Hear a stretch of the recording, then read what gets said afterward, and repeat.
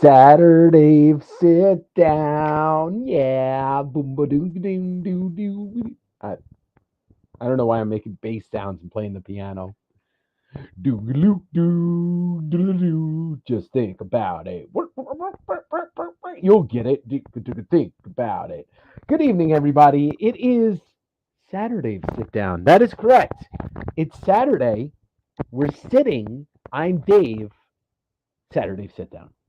My head is shiny. Woohoo! I got to get some of that. Hey, so Tyler's in the house, my homie, and Daryl, my other homie, Read Your Comics. By the way, um, a recent discovery for me, and all of you are now allowed to discover. Read Your Comics on YouTube. He has his own YouTube channel, Daryl. He does like read throughs and reviews. He's got some content up there right now, and I watched one of his videos it was like a week and a half ago, but he does like a flip through of the Absolute Swamp Thing, and he does some reviews with his kids. So look for more content, but subscribe to Read Your Comics. I almost said read your comments, but read your comics and then write your comments. Ha ha. All right. Now that we got that awkwardness out of the way of me saying comments instead of comics, you are most welcome, Daryl. You're most welcome. Looking forward to more. Um, so don't forget to hit the like button. There's only 4 of you in here, so I better see 4 likes right now. Um, the video that I'm dropping tomorrow is going to be fun. It's going to be fun. It's part 1. It's already done, edited, uploaded to YouTube. It's part 1 of going through that collection that I bought a couple weeks ago, which amassed about somewhere between 10 and 12,000 comics. And obviously, 2 parts because there's a lot of stuff, but I tried to trim it down to only like, the things that I thought were necessary to show off. But went through it again on Thursday, which was 2 days ago. Uh oh. Uh oh. I know why. I know why. It would help if I plugged the microphone in.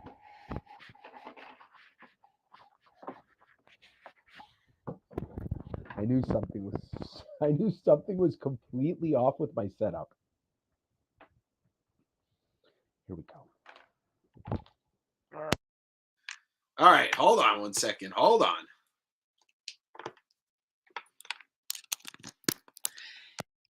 Do I sound sexy now?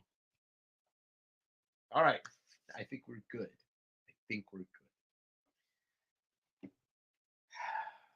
I am a sound quality. I'm a sound audiophile. I'm a sound quality whore. I don't like when things sound bad or look bad. So thank you, Tyler. Thank you, Tyler. There we go. Lamar's in the house. So sexy. Son, Dave, sit down. Oh, yeah. But I look that way because the microphone. Let me get the microphone. Okay. Anyway, where was I? So tomorrow's video about 25 minutes long, 24 minutes. I thought about previewing the opening to you guys tonight, but I realized I took it off my computer and it's sitting on YouTube now. But damn, you want that hat, the Sunday Sit Down hat? Lamar, if I ever change the intro, or if I ever decide to get rid of the hat, I'm gonna just send it to you. I'm not even gonna tell you. It's just gonna show up at your doorstep. So yeah, tomorrow's episode's a lot of fun, and there is a guest appearance by our my arch nemesis. Some might say he's my alter ego, but there's a lot of cool stuff to look through. So I went through the collection with Joe again on Thursday. We kind of like pulled out some stuff, or like, I needed a second pair of eyes to take a look at some of those books, and there's just so, like, as it stands, without counting or putting them all in one place, the collection I got has to have at least more than a short box of Scotty Young variants. So if anybody wants any Scotty Young variants, I'm your guy. So yeah, that's going to be a lot of fun to work through that inventory for the next, I don't know, year. Um, yeah, I just got back from the Bay Area this week. Some of you already know that because I was live on Wednesday. Going to go through some of the things that I found, including the piece that I posted today across Instagram and YouTube. So if you haven't seen that, stay tuned. Yeah, you'll have to just watch the episode tomorrow, Lamar. It drops at 6:45 Eastern. Sorry, 9:45 Eastern, 6:45 Pacific, and obviously, hopefully that's a big video for me. I'm really missing. So I miss doing some of the older videos that I used to do that were like straight up haul videos or flea market videos or garage sales videos. I'm just trying to vary my content, but look for some of that OG content coming soon. I hit a flea market, or we actually went to 2 flea markets in the Bay Area, but the second one was a bust, so I don't even think I bothered shooting or keeping any video. Yeah, that. Well, we'll take a look at that in a sec. So a couple things. Book club. Book club is the last Sunday of this month. Sunday sit down. We're doing Infinity Gauntlet. So the 6-part. You can get this in any format you want. This is an easy book to get, not an expensive book. But we're doing an Infinity Gauntlet 1 through 6. I'm recommending that anybody who's going to do it, if you have the Marvel app or access, read Thanos Quest also. Thanos Quest is the two-parter by Starlin and Ron Lim, and this is the story about how Thanos gets all 6 Infinity Gems, and it's cool. It's a fun read. He's a master trickster. He is a master trickster. What's up, Trip? And yeah, Infinity Gauntlet first appearance is at Silver Surfer, I don't remember, 52, 40, no, 44, 37, 38. This definitely gives a lot of insight. If you have the Marvel app, feel free to read anything in the the crossovers like Silver Surfer stories and stuff. And then we're going to go through this, we're going to talk about this, and then we're going to talk about the similarities, the very few similarities between the MCU adaptation of this and the differences, which are obviously far greater. It's somewhere in there, exactly. But this in like Dave canon, this is still my all-time favorite Marvel story that involved, like big crossover story. It beats Secret Wars, it beats everything else, Secret Invasion, all that stuff. Extinction Agenda, all of that stuff is nothing compared to this. And it's done by the massively talented team of Jim Starlin, George Perez, Ron Lim. Now, I believe Perez had to drop out because he couldn't make deadlines, but still, you get, his cosmic heir apparent is Ron Lim. And if you grew up reading Silver Surfer in the 80s, 90s, then Ron Lim was the Silver Surfer dude anyway. So great read, so much fun. Excited to talk about this. Excited to read it. I usually read it every couple of years, so it's somewhat fresh. But the last time I read it must have been it was probably over the pandemic. And I realized, I was like, oh, there were some things about this that they like ripped right into the movie, but they changed the characters. Namely, most of the things involving Surfer, they just kind of, they didn't have Surfer in it. But I still love Infinity War. I think Infinity War is my overall favorite MCU movie because it hit all the notes, and because this is my favorite Marvel book or Marvel crossover, it makes sense that Infinity War is going to be my favorite movie. So that's that. So that'll be at the end of the month, and I don't know who's going to be in the book club, but I know the esteemed wrench master Trip will hopefully be there. We already talked about it, so we shall see what the schedules provide. So tonight, Manu was supposed to be my guest, but I think he's still under the weather. So we'll wish him a speedy recovery, feel better. It's nothing. I don't think it's anything serious or anything. I'm just saying I want my brother to feel better. Ah, derpa derpa do, all the way in from Louisiana. I almost just said good day, mate, except that's Australia and Louisiana. Look, it's I've been awake since 6:30 this morning, so you will wrench away the chat for it. Wrench away. Maybe you'll be in the chat. So yes, Infinity Gauntlet, I think it's going to be whatever that is, May 29th, whatever the last Sunday of the month is. We are already halfway through the month of May, which is fucking nuts. Okay. Where does the time go? It goes into comics. So I might open a box tonight. We'll see how I'm feeling. We'll see how I'm feeling. But I want to show off the haul, or at least partially the haul from what I got for my Bay Area trip. I caught a bug today. Oh no, you'll throw a shrimp on the bobby. It's so weird. No, yeah, I've been down to Louisiana a bunch of times. I got a cousin that lives in Nolens, and I've eaten a bunch of. I ate gator, which is whatever. It's just another version of chicken. It's just a reptilian chicken. But most of my experiences in the bayou uh, were while I was still a drinker. So a lot of that stuff is just jettisoned out of my mind. But I'll tell you a funny story because this is the life that I used to live when I was working in events. I don't remember what year it was. It was probably around 20. I don't know. Let's say it's 2011 or 2012, somewhere in there. Daryl, if you want in, just let me know. I know Trip is definitely going to be involved in this. I'm hoping Angel will have time to, and Carrie. But Daryl, if you want, come on in. Come on in for the Infinity Gauntlet Book Club. I look, and I wasn't trying to play favorites or anything. I like to have people in here that have YouTube channels because it helps to promote them.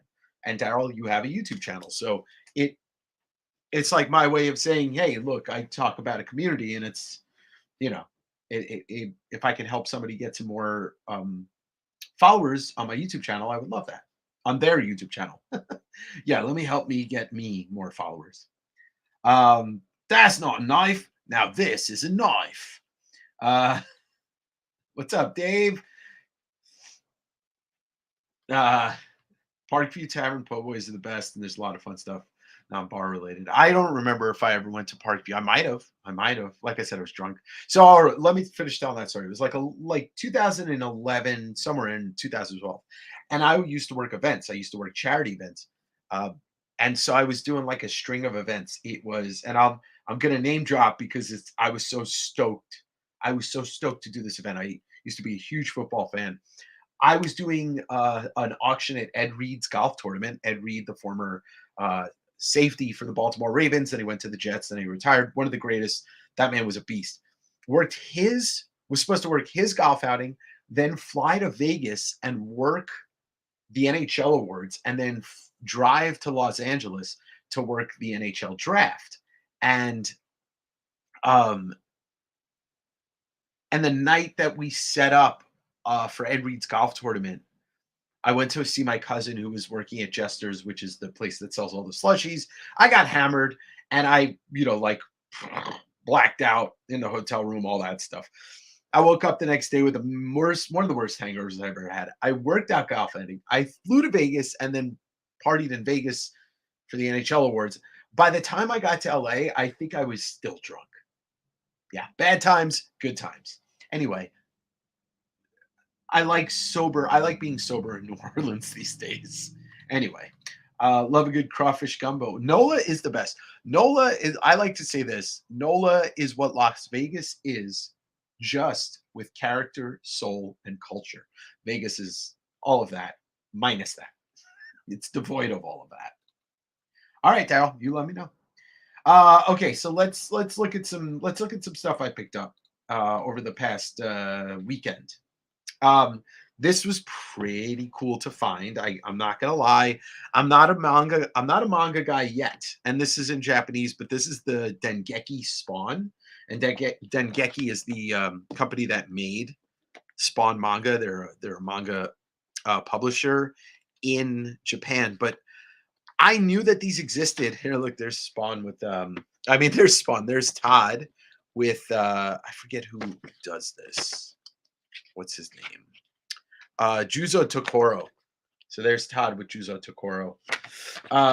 But this is black and white manga Spawn, and it looks like it is read in reverse. Yeah, it's read from right to left. Uh, it looks like they're doing a good job, giving credence to Todd's artwork and his creations, and but doing it in the manga style. But it's really funny here. You see the clown, and then I was just looking through this very briefly. like it's like Spawn's like, what? I don't know what they're saying. I can't read Japanese. I wouldn't hazard to guess because I feel like I'd be insulting Japanese people. But it's still cool to look through it. And the inserts in here are pretty cool. The Dengeki American Comics. You get Watchmen and Curse of the Spawn and Eat Man. I don't know who Eat Man is. Why do the Japanese do that in format?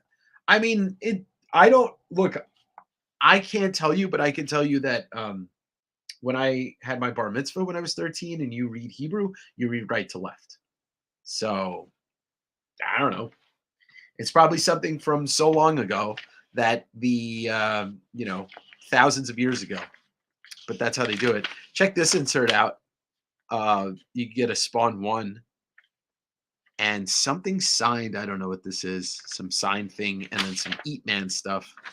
But I don't know how many volumes of Dengeki Spawn exist.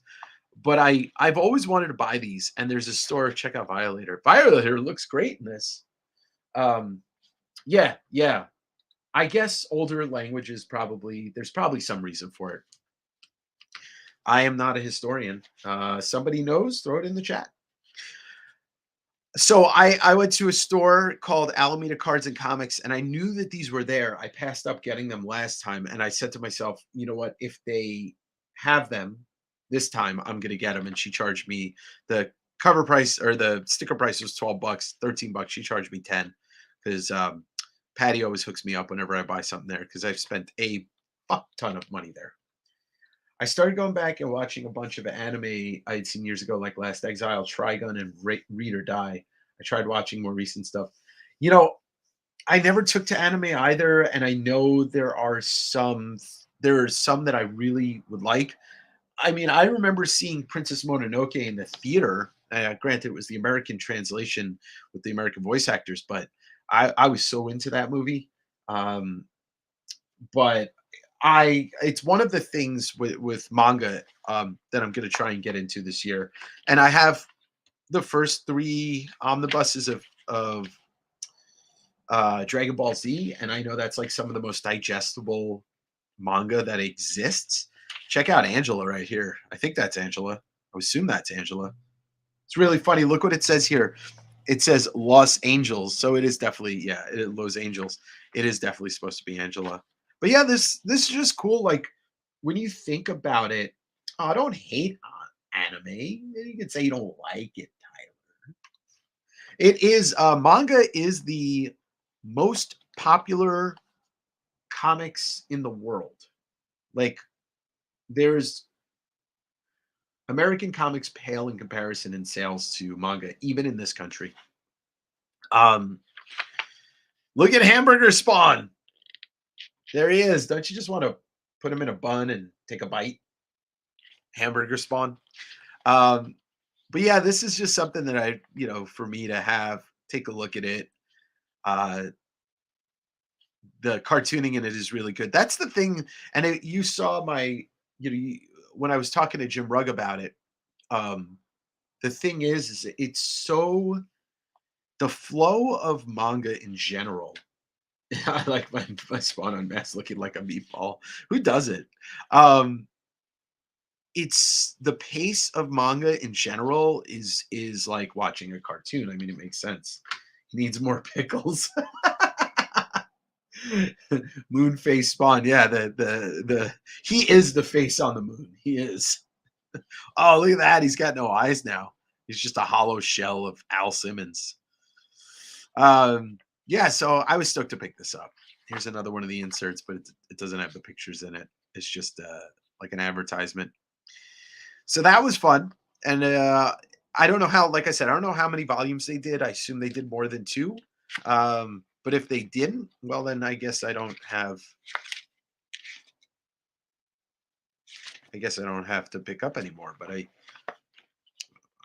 don't know. Do they read it? Does this read that? Yeah, this does read. This is yeah. Okay, so there you go.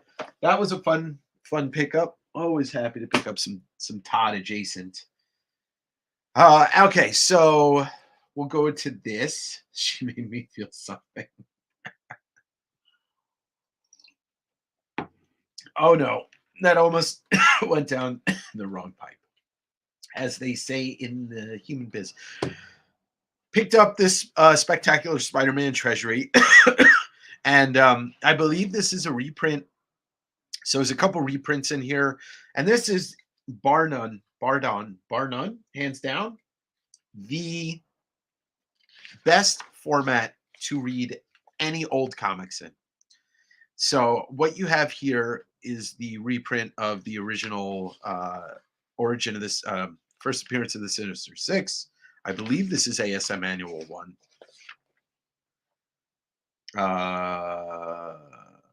Yeah, I think so. Yeah, because they only appeared in that issue as the Sinister Six once, and the next time that they appeared, I believe, was like the Eric Larson run. So this is Ditko, and I always thought it was interesting how Ditko drew Otto Octavius. He is a very ugly man. A very ugly man. Yeah, so this is the first appearance. Look at that fucking splash page. Look at that. Look at me. Look at me. It's so beautiful. Ditko's eyes on Spider-Man, I think, are my favorite. I it's so unique to Ditko, and maybe that's what it is. And I'm not a huge Ditko fan. I am admittedly not a huge Ditko fan. I think, you know, Ditko has his place in history for co-creating Spider-Man, but I'm not a huge fan of his art in general. I think it's the human faces. I think that's what it is. I think I don't like Ditko's human faces. Doc Ock and his menacing bowl cut. But his action panels, like this splash page, is amazing. Um, I prefer, if we're talking early Spidey. All right. Well, I guess you got me there. You got me there, Daryl. I do love Ditko's eyes, maybe not as much as Todd. Maybe not as much as Todd. But I think I prefer, when it comes to early Spidey, I prefer Romita, which, he has a bigger chunk of Spider-Man history than Ditko in the illustration aspect of it. But Ditko splash pages, he did draw some great action. So maybe this is my favorite Ditko issue. Maybe I'm finding a new appreciation for Ditko. But just, I look at some of the early Spider-Man issues that I have that are Ditko, and I don't fall in love with them like I do when I look at the early Romita stuff that I have.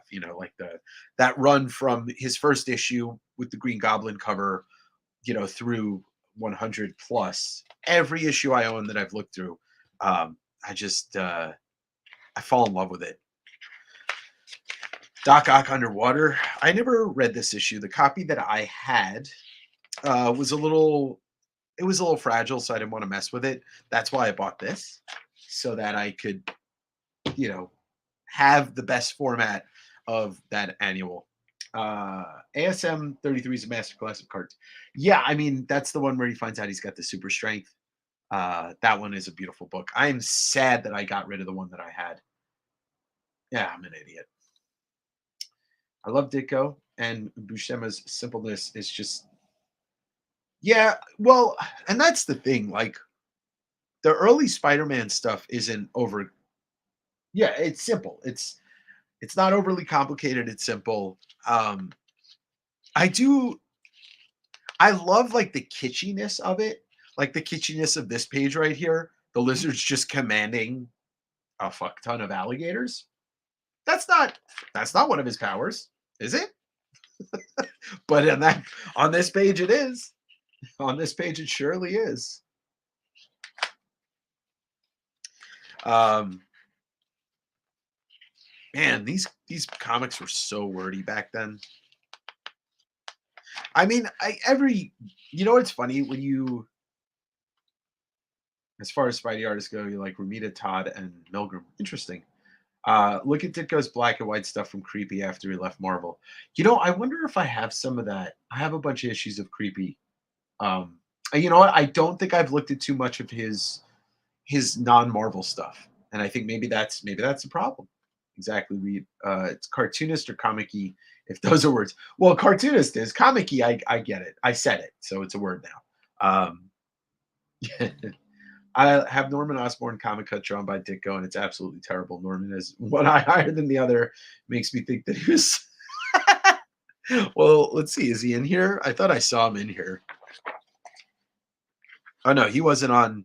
He didn't exist yet.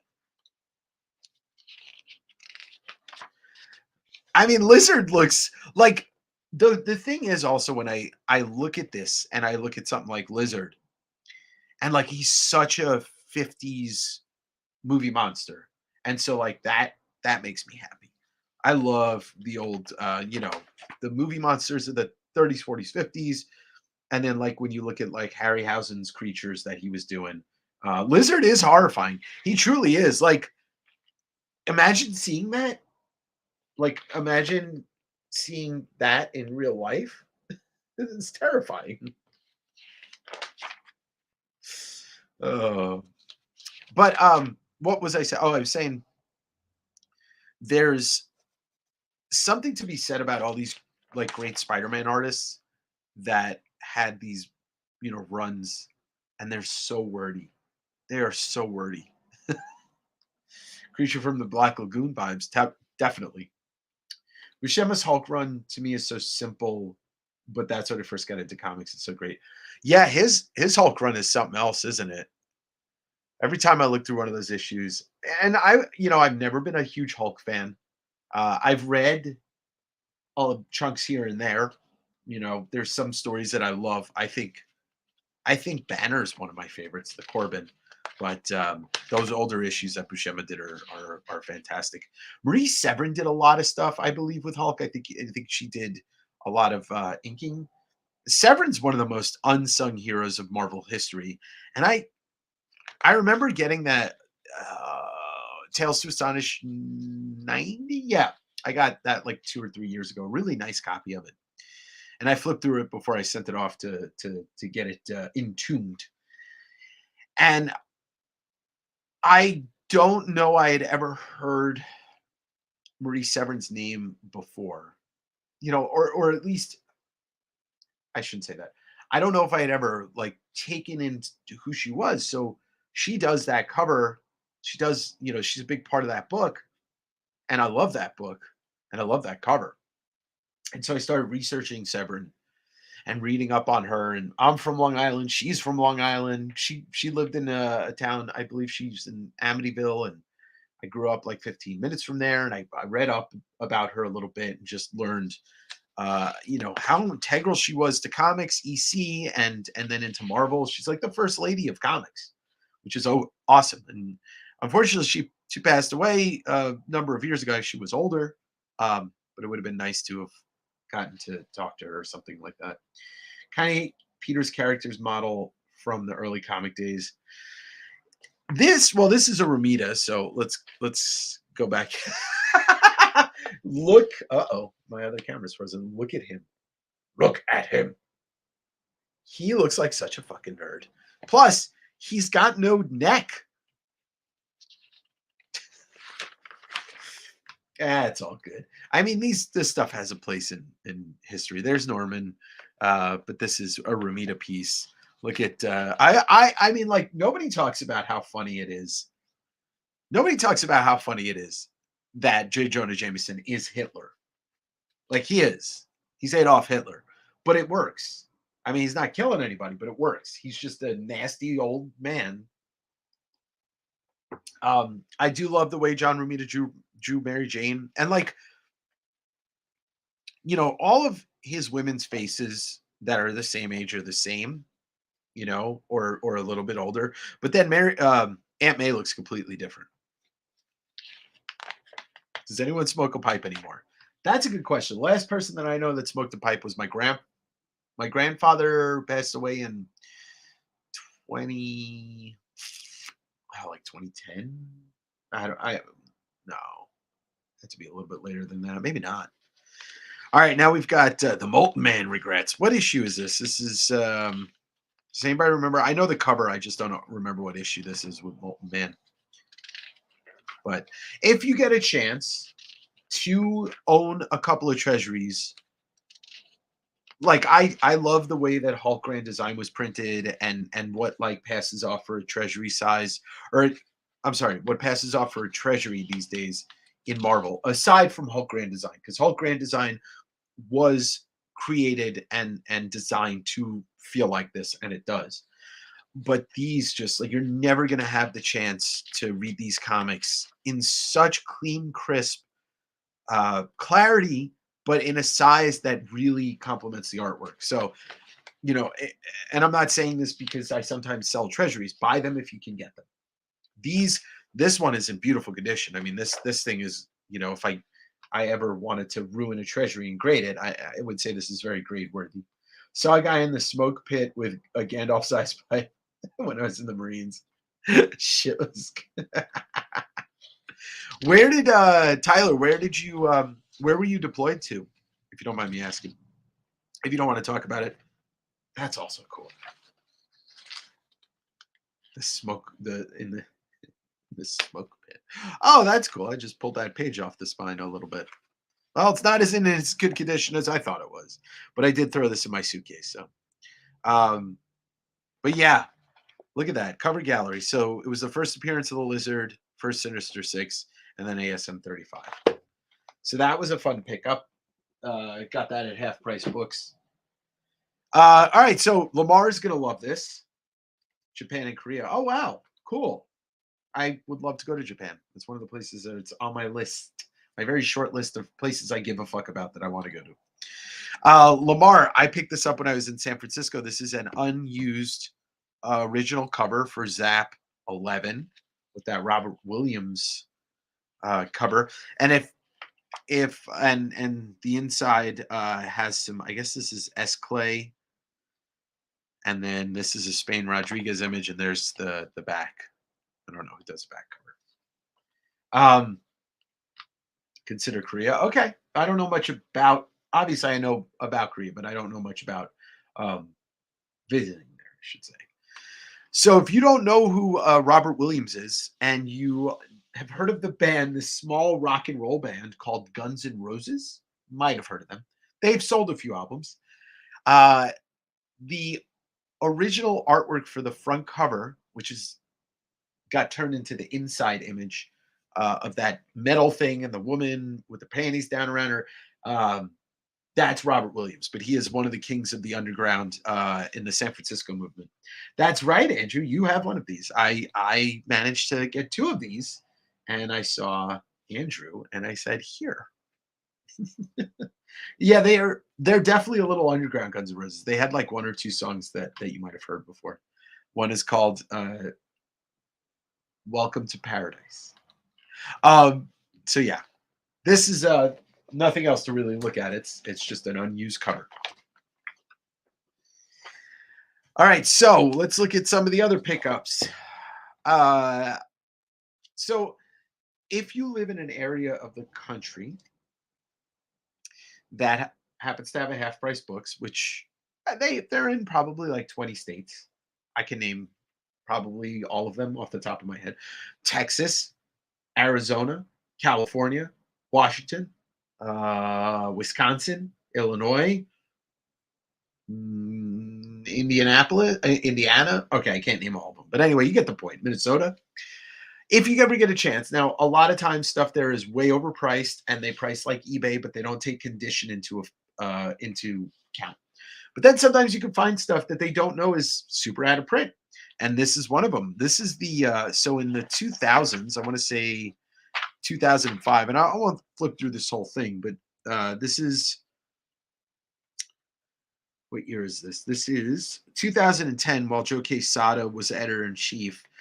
they did a Strange Tales with all of these great underground and independent artists, and this is like one of the funniest series I've ever read. And I have a couple of the single issues. It's 3 issues in total, but I don't have them all. Uh, and I saw this and it was like 15 bucks. I'm like, this is worth 40, 50, $75 to me. I don't actually know what it's worth. I don't care. I'm not selling it. But yeah, it's all cartoonist, Tyler. So there is some Stan Sakai in here. There's Jim Rugg, uh, Jeffrey Brown. Let me see if I can get the list for you. Oh, here we go.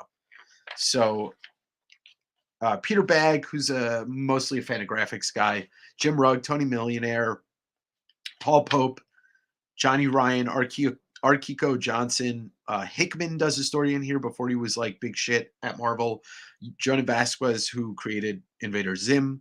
Um, yeah, so this is a lot of fun. If you have a chance to check any of these issues out, and Chip Kidd does the cover design, but if you have a chance to check any of these issues out, do it. They're hilarious. Like, no joke. Though the stories I've read in here, here's the Stan Sakai. The stories that I've read in here have made me laugh out loud. So that was the Strange Tales hardcover from 2010. Um, yeah. You gotta check it out. I believe they're only Northern California, unfortunately for you. Lamar, I will say this: my experience goes back a lot of years with them. I had first heard about Half Price Books. I don't know. Well, like I used to travel for work, so somebody told me to go to one in Texas, and then I started going to a bunch of them in Texas. And the flagship in Dallas is like the size of a large Best Buy. I used to go all the time and look through records, DVDs and comics because it was before they really kind of started pricing things to what like collectors think that they're worth or what, we all know that they're worth. And you would just be able to go and dig and find like I remember I went to there's like 6 of them in Phoenix. And I would I'd fly into Phoenix for work or whatever, and I'd hit all 6 of them in one day, and then I'd work the next day.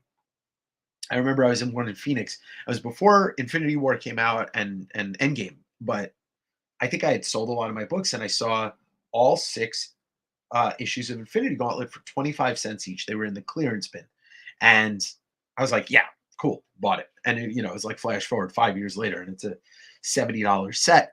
Now they've kind of just become like it's hit or miss. The one in Berkeley can be really good. But then like the ones in the other parts of Northern California aren't. The one by me in Tacoma is kind of shit. The one by the SeaTac airport is a lot better. But I used to when I moved to Seattle in 2014, I used to go to the one in the University District probably like every 2 or 3 weeks. And if there's one near anybody in the chat that's by a college, those are the ones with the real hits because they're college students trade in and get rid of their comics, for various reasons, but all the time. And they have so much turnover that a lot of the ones that are near universities don't have the time to like sit and look everything up. But the one in the University District in Seattle, I would go every 2 weeks and just find like the craziest shit. I found a Love and Rockets #1 first print there. All right, so along with that Treasury edition, I picked up some fun, like comic magazines, and this is the only Foom I've ever bought, and I just picked it up because it was $10. I didn't actually get to look through it that much yet, but it's Foom. There's some stuff from all the guys who did the Defenders, so it's Roy Thomas, Steve Englehart, and Len Wein. Steve Gerber, David Kraft. So I'll flip through this and read it at some point. It's not this one I bought more just to have it and maybe see what it's worth and maybe sell it, but it's not I don't care about the Defenders. I can't say I ever have. It's a cool Kirby image in the back though, but the front and back cover is really cool. I don't know if some of these people. I don't know who these 3 are. I know that's Black Knight. I don't know. Is that the original Guardians there? Oh, it's John Byrne. I'll be bringing an extra suitcase with me for Emerald City Comic Con and the other shops we'll be hitting up. Derpa, it's probably a good idea. I'll take you to some places. Daredevil, Luke Cage, Dormammu, Thing, Metal Brain. I don't know. Fake Moon Knight, Loki. Uh, I don't know.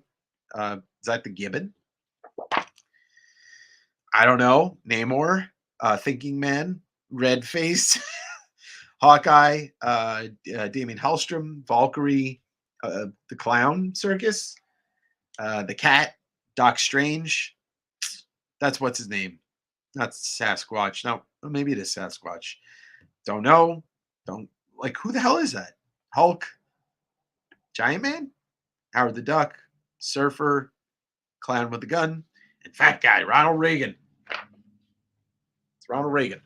Anyway, that was pickup there.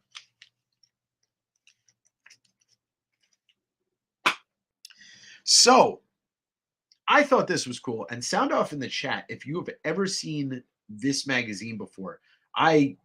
It's a shame because I couldn't buy everything I wanted there. It's just not possible. But this is called The Amazing World of DC Comics, and I think it's basically DC's version of Foom. Great Joe Orlando cover with Swamp Thing, and then that's Kane. And then I'm not sure who that is. But check out that Bernie right in the front page, a Bernie Swamp Thing from 1970. And you get your contributors on here. Sergio Aragones, Al Feldstein, William Gaines, Bill Gaines, who is the king of EC Comics. Yeah, Andrew. Well, you know where these are, so go get them. You got Joe Orlando, Nestor Redondo, Alex Toth, Wally Wood, Bernie. So a lot of fun stuff in this issue. Ronald Reagan's villain power is voodoo economics and demonizing people with AIDS and drug users. Those are his two superpowers. Yeah, see, nobody's ever like. I was with other Dave Correa, and we were there looking through this stuff. And in the years of my collecting, I have never seen this. I've never heard of this, but what I think it truly is, it's DC's version of Foom. Like, check this out. It's a conversation with Joe Orlando, and it's conducted and edited by Paul Levitz, who went on to be, like ran and published DC for a long time. But check out this Joe Orlando picture of him standing in front of the EC Comics office, and that was on Lafayette Street. I went and just kind of took a picture outside that building when I was back in New York last November or October when I was there. I was there in October. So there's a lot of Sergio Aragones in here. Sergio is like one of the just greatest humans to ever pick up, a pencil and illustrate. He has been a part. It's like he's the guy, like the guy that's been there throughout history. He's always been Sergio Aragones, but he's lived throughout thousands of years of time. Like in 12 Monkeys, when they find that picture of Bruce Willis in World War I, and he gets shot in the leg, and they pull a World War I bullet out of his leg, that's Sergio Aragones. He's always been here, and he's never going anywhere, even when he supposedly dies. But yeah, so this is see more Sergio. Yeah, so it's not just interviews and stuff in this. It's comics, and then it's news. So if you can find more of these Amazing World of DC comics, pick them up. They're going to be a lot of fun to look through. And honestly, in this era, this is where like DC was. Oh, I love this. It's not a Bernie, but this is the centerfold is the cover of Swamp Thing 15. So that's the other thing about these magazines. When me and Dave looked through all these, each one has a centerfold poster like this. It's always different. But then you get the Amazing World of Letters, and let me just scan and see if there's anybody. Wayne Canada? I feel like that sounds familiar, but maybe it's just because it's Wayne, Canada. Just looking to see if there's anybody interesting in here that we recognize, but I don't see any names that I recognize. And then you got another comic by Joe Orlando called Judgment Day, not to be confused with Judgment Night. Got it going, got it bad. Judgment Night. Huh, huh, huh, Judgment Night. And the go to bed. Judgment Night. All right. Name the two groups that sang that song. Lamar, you wanted some music. Well, let's get nuts. You want to get nuts? Let's get nuts. So yeah, this is I was really stoked to pick this up, and I'm actually going to look through it and read it when I'm not on camera, but I did want to do a flip through with y'all. So that's there's Cain and Abel, and that's another this is John Albano and Michael Kaluta doing that. And Cain and Abel have been around forever, but they were also mainstays in Sandman, in the Sandman comic, which, if you've never read that, you better read it. Otherwise, Davey's going to say, you don't know how to read. I don't know what that accent was. I'm not sure what's happening anymore. Anyway, give me one sec here. Just want to check something. Yeah, we're good. Okay. Go ahead, Dave. We'll read it. I'll read it. We'll be right here. All right, so this is the one that I posted today. All right, so a little more background on how this went down at Half Price Books. So me and Dave spent probably like 45 minutes there. As I had already paid for my stuff, so I had already purchased this. Dave was about to pay. He picked up the Doctor Strange Treasury. And before he was about to pay, I think he was just flipping through it, and he comes up to me and he says, Dave, is this real? And he opens up the centerfold page, and the bottom of the page was signed by Frank Bruner. The whole Doctor Strange book is all Bruner art. And I said, yes, very real, very much his autograph. And so Dave paid for that. And then we asked to look at all the boxes of the treasuries again. And we kind of like just skimmed through as many as we could to see if we saw any other autographs. We didn't find anything. Fast forward to Wednesday of this week, and I sat down. This is a couple hours before I went live for Sunday Sit Down, and I was like, oh, time to open this up, take a look at it. It was sitting on my couch since I got home, and I bought it because I have an affinity. Oh, that's cool. I never got into Babylon 5, but I know if Straczynski is writing the movie, it probably will be really good.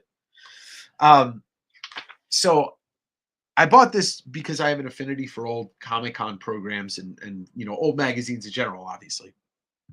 But you can't go wrong with a Kirby cover, and that's Icarus, right? Icarus from the Eternals. And so I sat down on the couch to open this up, and I thought to myself, because there was nobody around, I wasn't talking to anybody, I thought to myself, that would be funny if the first page was signed by Kirby. Like, every time I open up a Kirby book, I had the same thought, but it wasn't. But what fell out was this, the map for Baycon 3 at the Jack Tar Hotel, which was on Van Ness and Geary. And I think that's over by that sandwich shop. What the hell is it called? Come on, Andrew, help me out. Very famous sandwich shop. I've been to it a bunch of times, and I can't remember the name. Just throw it in the chat. But it gives you the con schedule. And what's really cool about the con schedule is every night they did a movie showing. So the first night it was A Trip to the Moon and Topper. And then the second night it was Enter the Dragon and Barbarella. And then the third night they didn't do a film. Actually, no, they did. They did Zulu.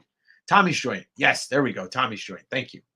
Yeah, I think that's where it is, right? Van Ness and Geary, or it's on Van Ness, somewhere over there. But this hotel used to be there, the Jack Tar Hotel. So this is a great program. We'll flip through it in a moment, but I had flipped through the whole thing, and then as I flipped to the last page, audibly, to nobody else in my house, I said, holy shit!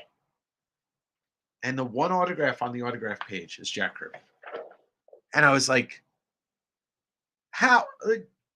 Yeah, yeah, like I had a conniption fit. I I couldn't believe it. I've been waiting for this to happen in the like 2.5, 3 years I've been buying collections. I was waiting for this to happen. And there it is, right there. So this is obviously something I wanted to look through. I was pretty sure I was going to keep it, and obviously I am going to keep it now because I don't.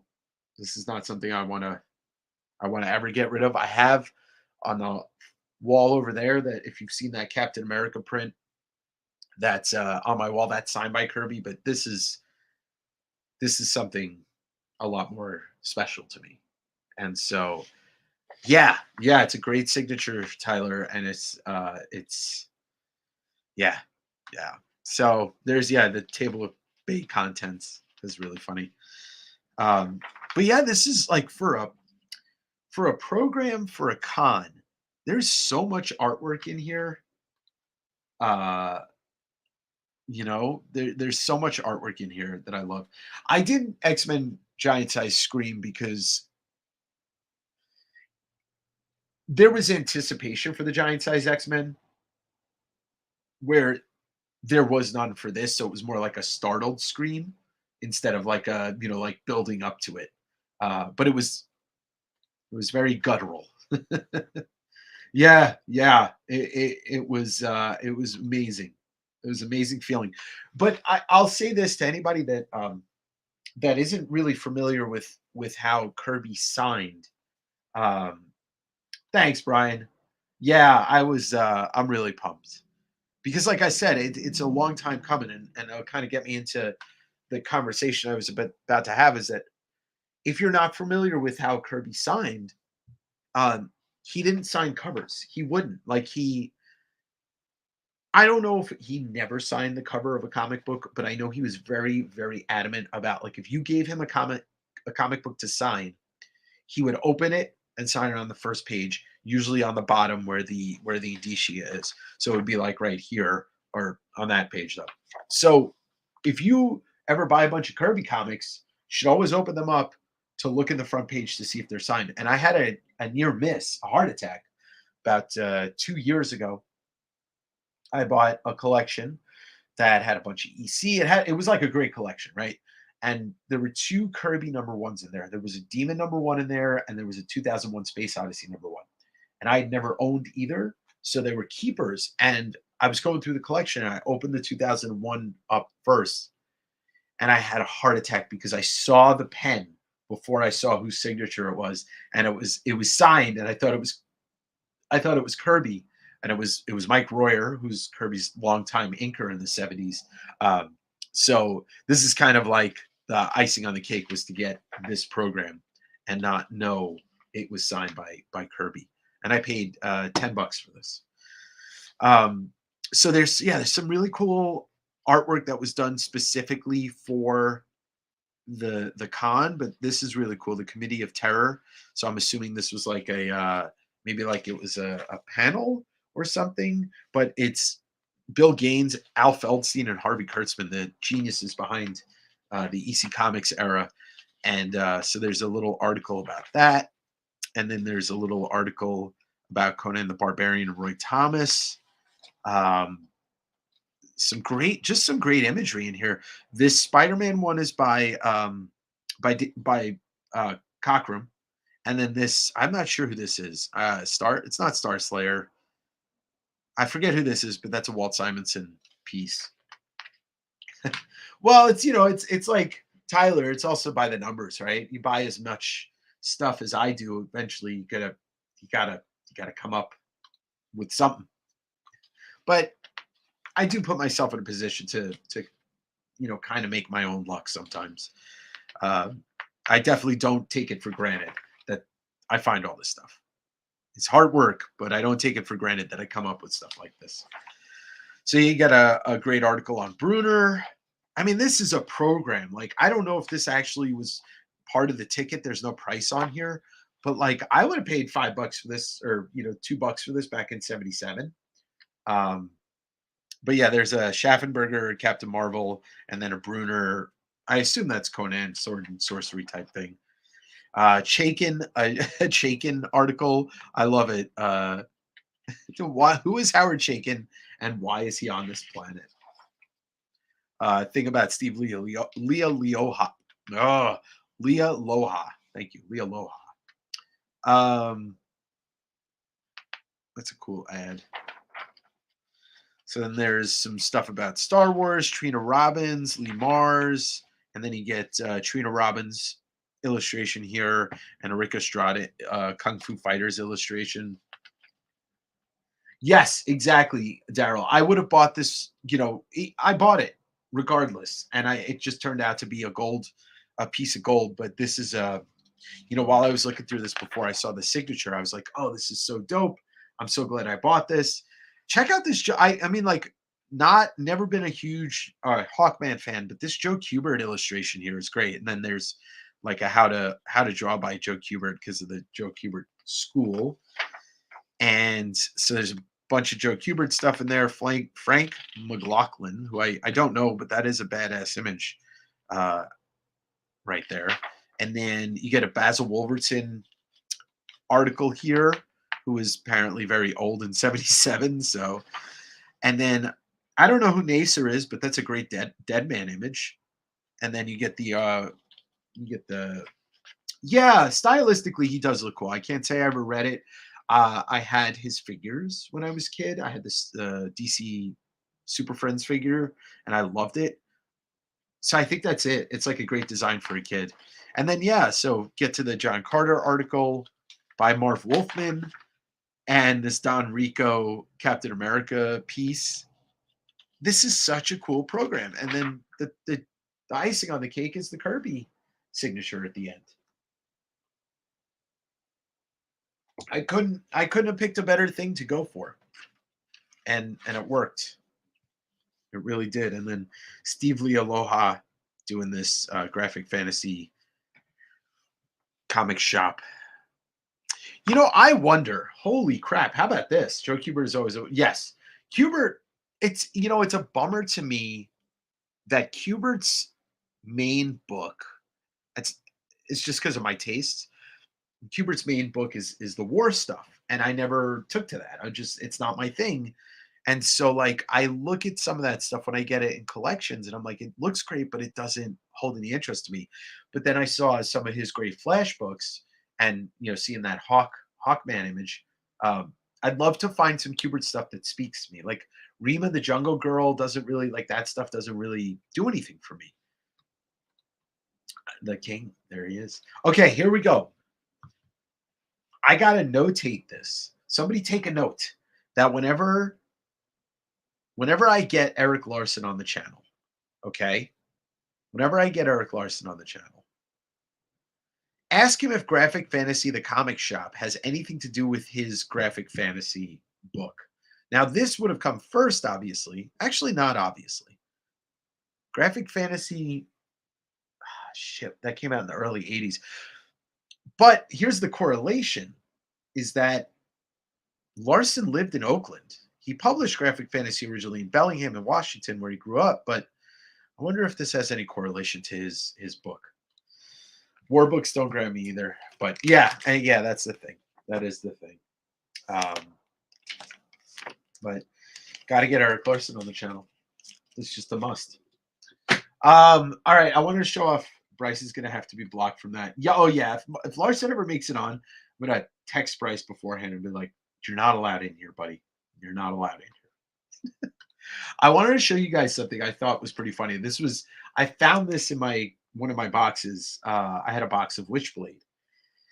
And it was like right after the Avenger Con. So I was texting Joe about this, Joe Benitez. And I like the Nam series, thought it was cool. Well, yeah, I guess Nam, I never read it, but I flipped through it because it's Michael Golden. It's the same thing, right? But there's Punisher in the Nam series. So I guess that might have been the one good correlation I had. But it's Michael Golden. So it's like, it's the same thing. It's like such great art. But I found this, I was talking to Joe. I think I found the worst comic book cover of all time by a professional that a lot of people like. Now, he wasn't a fully formed professional yet, but he was still a professional. Look at this Witchblade by Tony Daniel, Witchblade number 79 from 2004. First off, she looks like she's 12. She looks like she's kind of touched, if you know what I'm saying. Oh, oh, there he is. Hey, what's up? Spidey's in the house. Mr. Justin.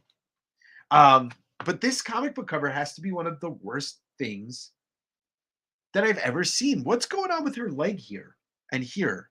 She's got like it's almost like somebody stuck a stick into her hip and called it a leg. Anyway, I just thought it would be fun to show off one of the worst comic book covers I've ever seen in my entire life. And I've been collecting comics a long time. A long time. So, um, yeah, look at her legs and hips. They don't. What? There is no Mister. There is no Mister. Sorry. The esteemed my friend Justin. If you want, I did send you the link. Uh-oh, I just broke the camera. Senor Justin. I just like to add prefixes to people's names, okay? Deal with it. Where's Rachel? But yes, this oh no, I screwed up everything. I don't know who signed off on this. And if you don't know Tony Daniel, I mean, Tony Daniel was a Batman artist for years, kind of took over for Jim Lee, and then did Noctera with Scott Snyder, which is still going on. He's a great artist, but what the hell was this cover? It looks like somebody took a 26-year-old's body, smacked a 12-year-old's head on it, cut her legs off, and then did whatever that is. Anyway, that's that. But I'm thinking about opening a box tonight. I might open this $500 Topps Finest box up. This 2018 Star Wars Topps Finest. There was a lot of yikes on that cover. Yeah, it's a terrible cover. But you know what? Art is art. Worst covers. I mean, you could go to town on some of the worst comic covers of all time, but if you eliminate like independently, published stuff that has no editorial, and you went just like the big three Marvel, DC, Image. Oh, there's some bad covers. I mean, there's some really bad Marvel covers, but they're really hard to like. I like you could probably do something more of like the worst covers on the biggest books. There's an Amazing Spider-Man cover, and I can't remember which one it is. I've shown it off on a sale before, but I think it's a Mike Deodato cover, and like the angle that he drew Spider-Man at, it looks like Spider-Man weighs somewhere between 300 and 400 pounds, and it's so awkward looking because why? He's got the metabolism a superhero. There's no way he can, but then there's some bad covers all over the place, all over the place. So yeah, so what I don't know. What do you think? Should I just go and blow this thing out the airlock and open it up and see what I get, or I'm gonna save the flare box for a big show. Also, oh, I wanted to talk about that. I want to say Todd's Spider-Ass one. Yeah, yeah, Spider-Man was that number like 13 or something like that, where he's got the apple bottom ass. Is a very strange cover for sure.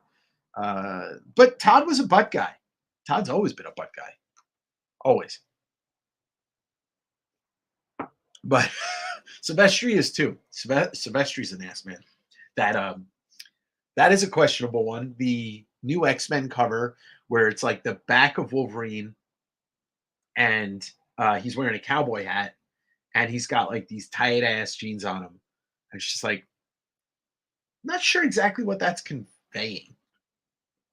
Apple bottom jeans and the boots with their furs. She at the bounty at the... Sorry. What's my top 3 favorite covers of all time? Oh, you gotta ask me that. Oh God.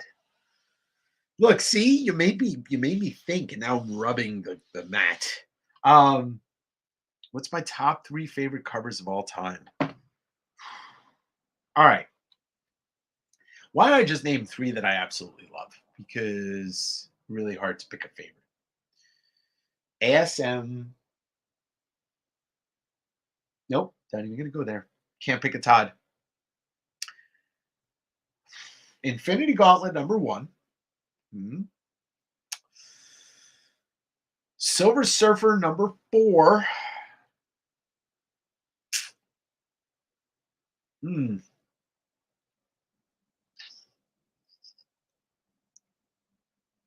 Uncanny X-Men 368. What's the issue with Wolvie, Cap, and Black Widow? Is that 368?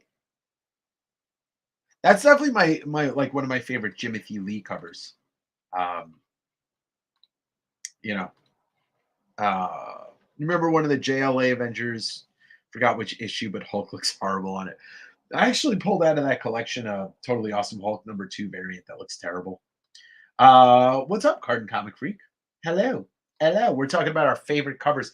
I mean, like, there's so many good covers, but there's just some that like really stick out.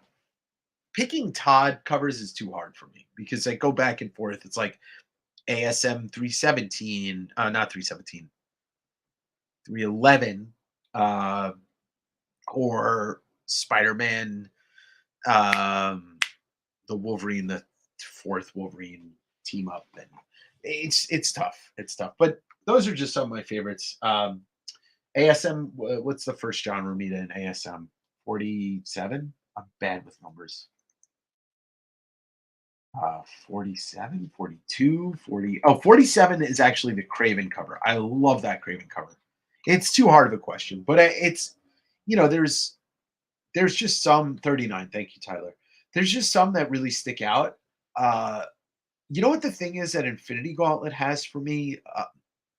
It was like the first time, I'm looking at the, I'll show you guys what I'm looking at. You guys know that I have this here, but looking at the Infinity Gauntlet poster, and that's an original poster that I had when I was a kid.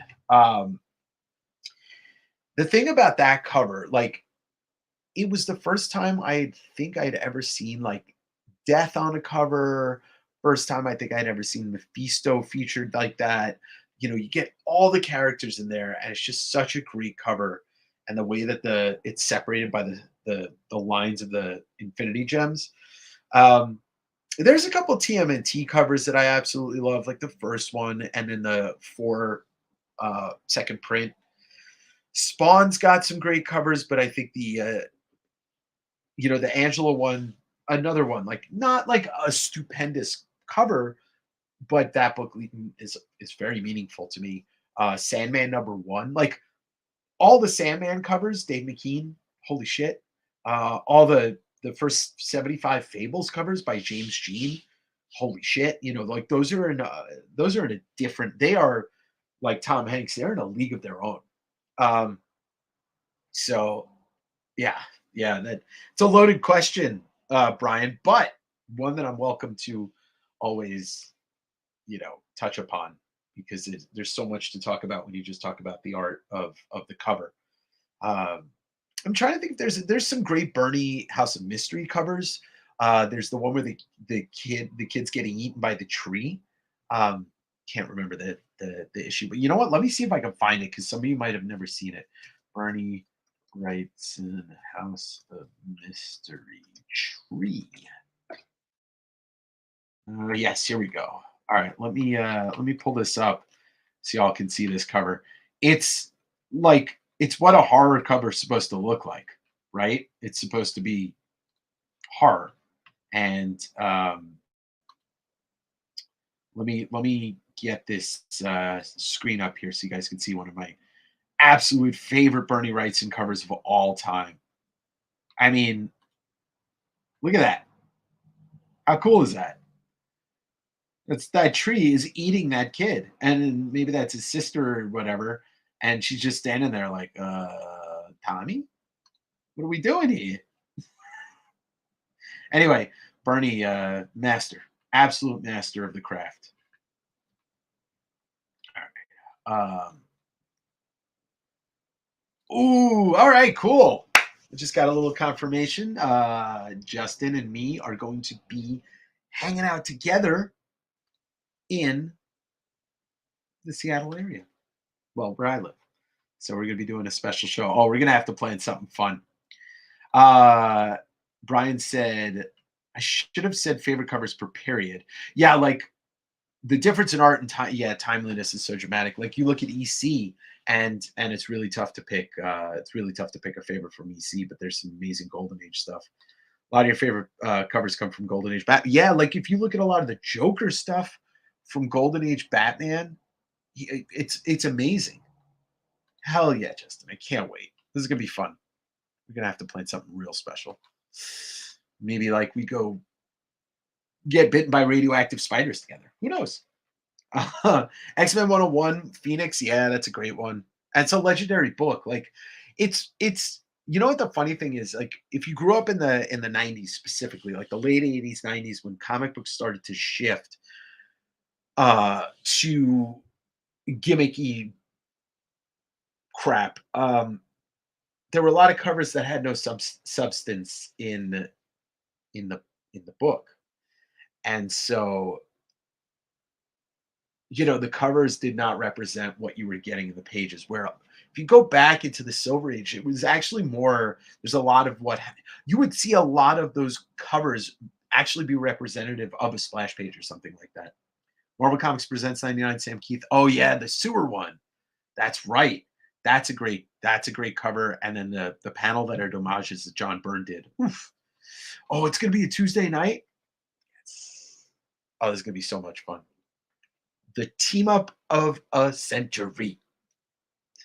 West Coast Avengers, Spidey hits. That should be your new thing, by the way, Justin. Whenever you open a show up and say it's Spidey hits. I don't. It's not you. That's more me. X-Men 137. Which wait, hold on. White Queen cover? No. Oh, is that the one with Jean Grey and Cyclops and this way and this way? It's so true. What sucks? Your first impression were those gimmicky 90s covers, for sure. For sure. Yeah. Yeah. And that's why I think that's why I think I still gravitate towards loving, McFarlane and Silvestri. I like the those guys, McFarlane, Silvestri, Jim Lee, and a lot of Liefeld. What you got on the cover was what you got on the inside. But then they shifted to the gimmicky crap with Image anyway. Spidey hit Seattle. I can't do it. I'm a bad Spider-Man. Like my fingers don't want to do the anyway. Trying to think like Silver Surfer, Ron Lim stuff. I love some of those covers and really love the action he was putting down in those books. I didn't get into the X-Men until the Jim Lee era, but Wolverine was a different story because what they were doing with the Wolverine solo, um, what they were doing with this Wolverine solo book is like Buscema opens the first couple of issues, and then it like jumps around. There's some Byrne, there's some Kevin Nolan, there's some Jim Lee. Like that was a special series for me, and all of those books have like the first 25 issues of that run have so much, such a special place for me. Spec Spidey 101. I remember what 100 looks like. I don't remember what 101 looks like. I really need to check out the variants for DOT. No lie, they are the best covers. I mean, which variants are we talking? Because I like the guy who does the regular covers. But I don't know you can always shoot me some pictures. Yeah, I can't do it. It's like, what's so funny? Okay. Everybody in the chat, when you were younger, even if you're not a Star Trek fan, not a Star Trek fan myself, but I slept with rubber bands once so that I could do this. Like I rubber banded my fingers together so that in the morning I could do this. It didn't work, but then like a year later, my hands were able to do this. So I don't know. Burn black suit, negative space with the buildings. Oh, I know that. Okay. I know that one. That's a great cover. Charles Vess on his Web of Spider-Man covers, specifically number 1. I love Todd. That is the best black suit Spider-Man cover ever. Web of Spider-Man #1 is the best black suit Spider-Man cover. Anybody want to disagree with me? You're welcome to, but I don't care. All right, cool. The Spock thing. That is, it is. It's a real commitment to. I was like 10. I was sleeping over at my friend Seth's house. I have this weird thing with my ring and pinky fingers. They're like fused in their movements. I think I know what you're talking about. I also used to. I don't know if I can still. Oh yeah, I can still bend this thing like in a weird way. ASM 252 is good. Web of Spider-Man 1 beats it because ASM 252 relies on the awesomeness of Amazing Fantasy 15, right? So like, does ASM 252 have the same meaning if AF 15 doesn't exist? I don't know. Web of Spider-Man 1 is perfect. And it's like, yeah, the proportions in that, everything about that cover. Uh mm. But anyway, I love Charles Vest. So if you saw the photo I posted on Instagram today about my new setup in my room with the double shelves and the two Spidey prints at the base, those are both Charles Vest prints. And Vest, if you don't know Charles Vest, you've got he did his Web of Spider-Man covers. He's done a couple of ASM covers. The one I kind of jumps at me is the Hobgoblin one, where like Hobgoblin's kind of covered in shadow. He's standing over Spider-Man. But Vess is one of the longtime collaborators with Neil Gaiman. He's done some Sandman, but they did Stardust together, the comic adaptation of Gaiman's novel. Vess is more of a fantasy guy, but he's a painter. He's an artist, an illustrator, a good writer, a little bit of a poet. He's I implore you to seek his work out. He's one of my favorite artists of all time. And if you're a Spider-Man fan, like we pretty much all are in this chat, there is a graphic novel he did in the 80s called Spirits of the Earth. And it's just a fun little story where Mary Jane and Peter go to Scotland and have a little adventure. It's an easy read and a fun read. You know, I'm not maybe because Spidey's on the brain and Justin's in the chat, but Spidey and Batman are, that's the top, right? There are so many good stories between those two characters that like you can have an interest in non-superhero stuff, but there is always a place to pick out a good story from one of those characters that'll work for somebody that's not even a comic book reader. Like I've given people Long Halloween before to read that are not comic book people, and they love it. And for that same thing, it's like I could give a friend like Spider-Man Life Story or Spider-Man Blue or Spirits of the Earth, and it's the same thing. It's the same thing. Like it'll appeal to people that like good stories. AF-15 has to be one of the best first intros cover ever. No, I mean AF-15, Tech 27, Action Comics #1, probably the three best. Hulk 181. X-Men 1's kind of a whatever. Like there's too many characters in the X-Men for it to be an epic thing. It's like we got to get all these characters on here. GSX, on the other hand, that's a great intro to that team. Hulk 1, Captain America #1 though. He's punching Hitler. Come on, what's better than that? Nothing. Spidey and Bats are the pillars of the comic world. Always will be. Yeah, yeah. AF-15 and Tech 27 are almost. Yeah, they are. They are. I mean, I'm sure AF-15 was inspired by Tech 27. I mean, they're separated by what, 20 years, something like that. It's 43 and or maybe it's 34 and 62, or I don't. Dates. What are they? Numbers. They're just suggestions.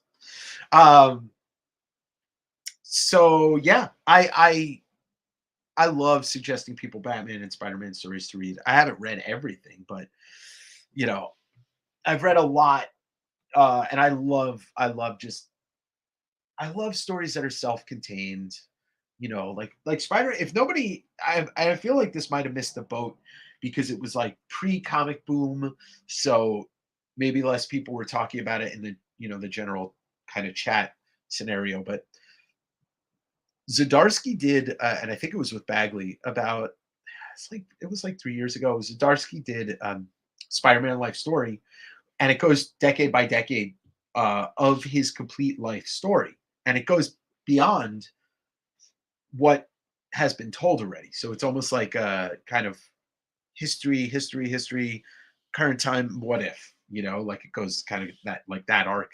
And it's such a great story. And then Spider-Man Blue, right? It's Spider-Man Red? No, it's Spider-Man Red and Superman is blue. All right, so Jeff Loeb, Tim Sale collaborated for years on the Color series. It was Daredevil Yellow, Hulk Gray, Captain America Red, White, and Blue. I think it was Superman Blue and Spider-Man Red. Both of those. And I'm you know, would not recommend a story to, like go out and read if I didn't really love it. Those two, it's the Spider-Man Tim Sale and Jeff Loeb and the Superman Tim Sale and Jeff Loeb. Two of the most emotional stories I've ever read. And the Spider-Man one, they somehow, and I've only heard people talk about, I think it is Spider-Man Blue, yeah. I've only heard people talk about that are older than me that read the death of Gwen Stacy as it was happening and said it was like the most heartbreaking thing. People talk about it as like one of the hardest things to read as a comic book reader. The way that Sale and Loeb touched that part of Spider-Man's life was just I was in tears. Like it's amazing. So if you've never read Spider-Man Blue, please go out and seek that. And then Superman, go out and seek that because the way that Superman's story is told, it's from I want to say it was four different perspectives. It's Lana Lang, Lex Luthor, Lois, and either Jonathan or Mar. It's one of the Kents. It's one of his parents. But there's something about, and I terribly miss, like Jeff Lowe, Tim Sale was one of my favorite artists, and it's terribly sad that we lost him young. Kev, you do. Kev, you do have to read it. It's terribly sad that we lost um, Tim Sale so young, and there's something about his art, and I know some people are like, "Oh, it's weird." It is. It's different, but he draws with so much raw emotion. He illustrates with raw emotion. It's got like he just knows how to draw faces real well. And that Superman one was I just read it again about a year ago because I got the hardcover in the collection.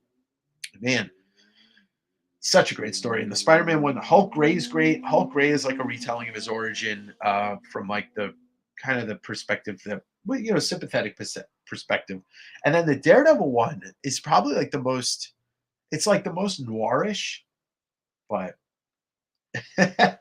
you're almost done with all the Preacher. You still got to do well. God Country is only 5 issues, so it's a one and done trade paperback. Preacher was what 80 issues, so that's a commitment. Hey, look, I just finished reading Invincible, and Invincible is 144 issues, but it's the best superhero comic I've ever read, and I would really love, you know, maybe what I'll do. And it's probably too far down the road, but maybe what I'll do is like when Invincible season 2 comes out, I'll talk about the story up until that point. Like we'll do like a oh, you got the absolutes. Okay, there you go. I'll do like a book club kind of thing about Invincible, and we'll just go as far as the show has gone until when the second season's over. But man, I just finished that, and there is no better superhero book. Period. I unless you can point me in the direction of a superhero book that has a beginning and an end. You know, it's supposed to come out fall or late summer. It's definitely coming out. They had posted a trailer They posted like a teaser trailer about 2 or 3 months ago, and it was a very funny trailer about how it's like it's Alan the Alien and Invincible sitting in a diner talking about it, and they're like breaking the they're talking about it like it's a it's hard to explain. Like they're almost breaking down the fourth wall on it. They're like, "Oh, well, what have you been doing in the meantime?" And it's like, "Well, a little bit of rendering, a little bit of this." So they're kind of joking that it's taking so long, but it's an animated shows sometimes take a lot longer. Oh, how was David Michelini? Nice guy. It's a co-creator of Venom. That's right. That's right. Lamar, I just got your email, and what I'm going to do is I'm going to pull some of these photos up, and then I'm going to share those photos with everybody, and we can take a look at those. Let's see, present. All right, so Lamar is shared with me some of these DOT covers. Yeah, that's cool. It's a Jim Morrison uh, DOT variant. Never mind. That one's a little bit overdone at this point. That one's cool. Something's Killing the Children homage, and it's another James Tinian book. This is shit. This is a movie poster. I can't remember what it is. Oh, that's cool. I like that one. Ooh, yeah, there you go. Spawn DOT cover. Martin Luther King and JFK. I have to finish reading this. I read the first trade. I bought the second and third, and then I forgot to read them. Oh, there you go. Little Follow the Leader, corn homage. Jesus. Is that meme where the dude's sprinkling salt? Oh, there you go. Evil Dead, Cobain. So, all right, for somebody if you've read DOT to this point, um, oh, Larry Flint. Okay, yeah, there you go. What's up, Mattis? If you've read well, he is the co-creator because you could come up with a character, but until you draw it, it doesn't exist. Um,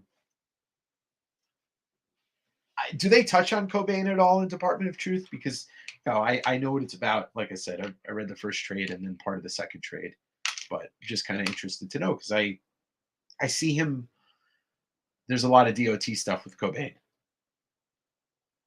and since it's about conspiracy theories being real, if enough people believe them, I wonder if it's like, oh, people believe that Cobain's still alive or Jim Morrison's still alive, that he is.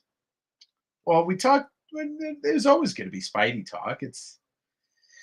He's Spidey man. Okay, not really, but yeah, DOT is a great series. Tinian has been one of the mainstay writers in comics in the last 10 years. Some is Killing Children, The Closet, DOT did his Batman run. He's got that World Tree series out now. Yeah, he's a great writer, very versatile. Put him in the top writers of the current comic era. What do you guys think? Let's open this up. I'm feeling like burning. Oh, forgot to. Here we go. I feel like just fucking around with a box. And we all love Star Wars here. Misa. Oh, Misa gotta show up for this. Misa gotta watch the cards. Oh yeah. All right, let's rip it. So this is a 2018 Star Wars Topps Finest hobby box. It's actually before I do that, let me just remove it from my eBay store. And listing, and boom, it's no longer for sale. All right, let's see what we got here. Jar Jar rookie card. What's the big pull? I don't know, but it's one hit per mini box. It's a $500 box. There's autographs. There's chrome cards. They're normally chrome cards, but this is one of those sets where, like, I'm sure there's like crazy, double and triple sign, all that kind of stuff here. Jar Jar rookie card. They don't like to put Jar Jar in the trading card sets. It's kind of a shame. I know I have an Ahmed. I have two of the Ahmed Best signed Jar Jar cards from Topps Attack of the Clones Wide Vision, which is the first cards that he ever signed. All right, so here comes the first mini box. There's 1, 2, 6 packs in here. Let me see if I can lower this a little bit so get you guys a better view of the cards. Oh no, I'm going to do it this way. Bring that down. Take me down. Take me round. Mom, won't you please take me home? Yeah, yeah. That's that underground band, Tyler. Guns N' Roses. Ooh, Misa. All right. Mattis is calling a Jar Jar rookie card. All right, so it goes through. Oh, all right. So we get prequels, sequel stuff in here.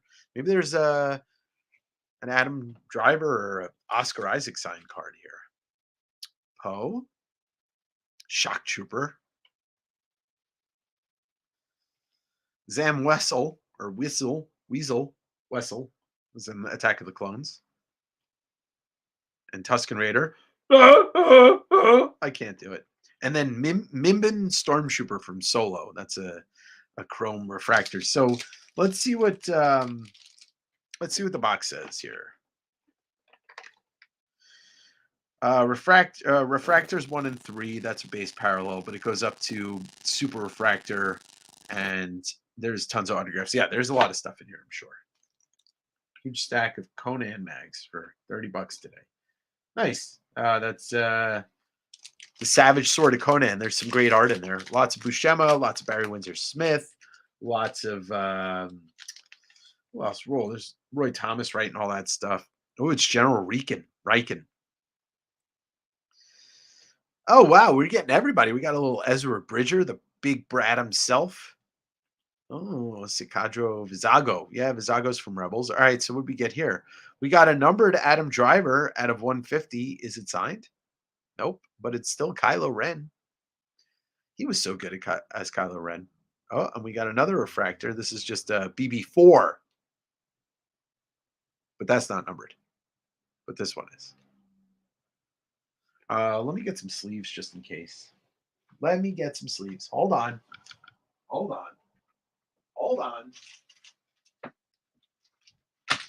that was good. I just threw the sleeve. At the card like an idiot.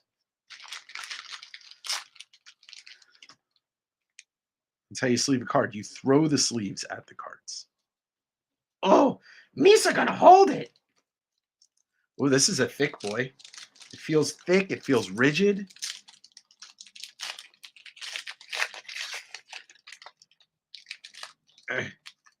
There we go. Aura Singh, the bounty hunter. Forlom, gotta love some Forlom. He's like evil C-3PO with an alien head. What's this? Is that Bausch? No. Hondo. Oh, we got another numbered refractor, maybe? Yeah, there we go. We got one numbered out of 99. Tessic. Come on. Nobody cares about Tessic. And then an Ezra Bridger regular refractor. Misa gonna be in a refracty.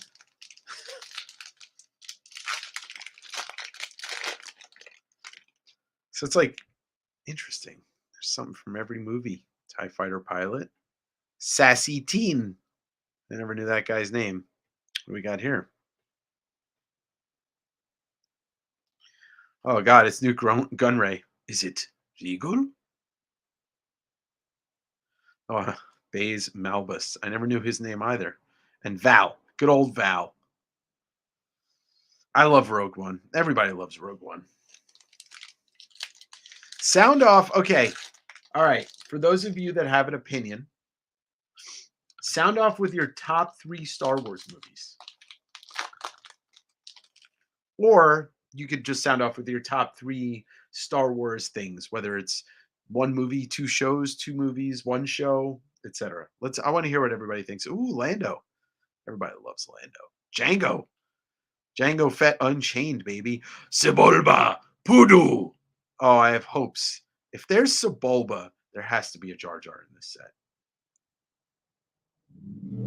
Oh, nice. An Obi-Wan refractor. These are really nice cards. And then a C2 worker droid. All right, Kev McGee's going to be a party pooper. He likes no Star Wars.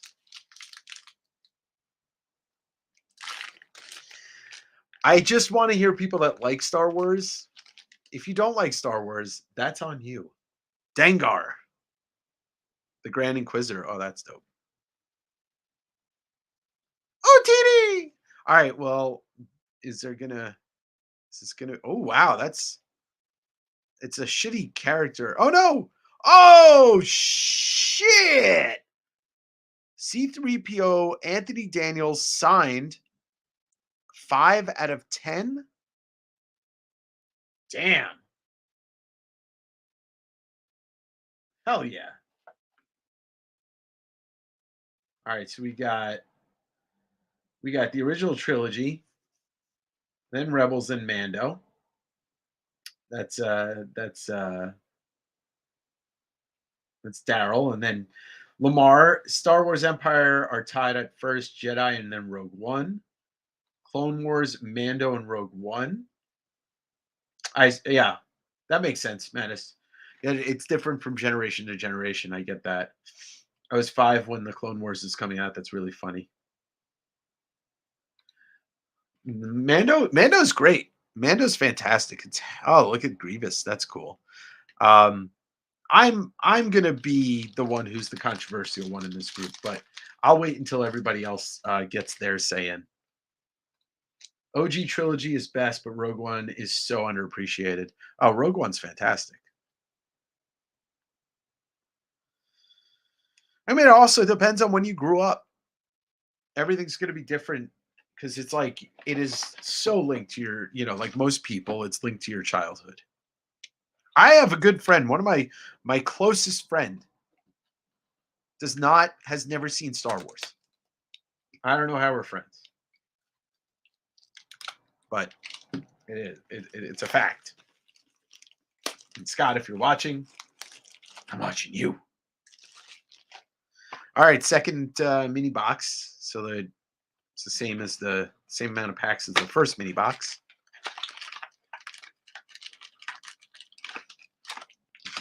I always say Star Wars movies, it's when you get into it. I was OG Star Wars Empire, but if you got into it at Phantom, that's probably your favorite. So my 3 are Empire. I mean, I'm not even going to say the original trilogy. I'm just going like movie by movie. Empire, Last Jedi, Rogue One. Rogue One is the best Star Wars film. All right. I mean, Empire to me is the Star Wars movie. There's nothing. Oh my God, this is super thick, this pack. Look at the thickness. Get up. Come on, get down with the thickness. We're going to save that for last. Empire is the Star Wars movie. Like nothing more important happens. Like nothing in the Star Wars trilogy happens. It's more important than what happens in Empire. Last Jedi is great. Last Jedi challenged Star Wars. It challenged everything that Star Wars is. It was beautifully shot. There was a couple of little goofy things in it. That's why it's not my favorite. But overall, I love that movie. It turned everything on its head, and then Disney got afraid because the internet's like, man, there's an Asian woman in Star Wars, man. And they listened to a bunch of trolls. But I just recently watched Rebels for the first time, and man, I was so over the top, loved it. And Mando, I loved a lot of things about Obi-Wan, but like if we're talking about beginning to end, it's not my favorite. But yeah, Rogue One is killer. I've always enjoyed characters like Ahsoka and Captain Rex more than Ahsoka's Ahsoka is the Star Wars character for your generation and anybody that's in your age gap, and that's why I think it's so cool because now you got Rosario Dawson playing her, and it's awesome. Jedi, but with the original ending song. Yeah, we don't talk about special edition Jedi that Lucas ruined. Bop bop be bop below bop bop bop be better do auto boop boop boop ba rap a doop a da ha ha.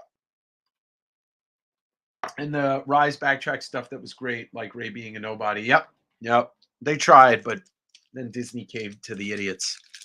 And then, you know, and then as if goes for the prequels, like obviously I love the prequels. Unabashedly, I love the prequels. And if you watch Revenge of the Jedi, um, Revenge of the Jedi, Revenge of the Sith, um, man, like the execution. Here's my thing about the prequels. John Williams is the greatest composer of a lifetime or all lifetimes. Um, but if you pick apart what the prequels were doing in just like the blueprint of that, it's great. Like I wanted to know, like when I was a kid, I didn't completely understand the Rebel Alliance, the Empire, you know, all those words because I was none of us knew what that was when we were very young. And then you go back and you watch the prequels and you see what Lucas was trying to do with the script. It was just the execution wasn't great because he wanted to like nobody was saying no to him. And so certain things that shouldn't have happened. And a lot of it's just in kind of like the dialogue and who they cast. Um, but man, I love the idea of what the prequels were trying to do. Speaking of Ahsoka, there she is right there. Bo Katan. Ooh, Count Dooku with the dildo lightsaber. Oh wow, this is a killer pack. Thrawn.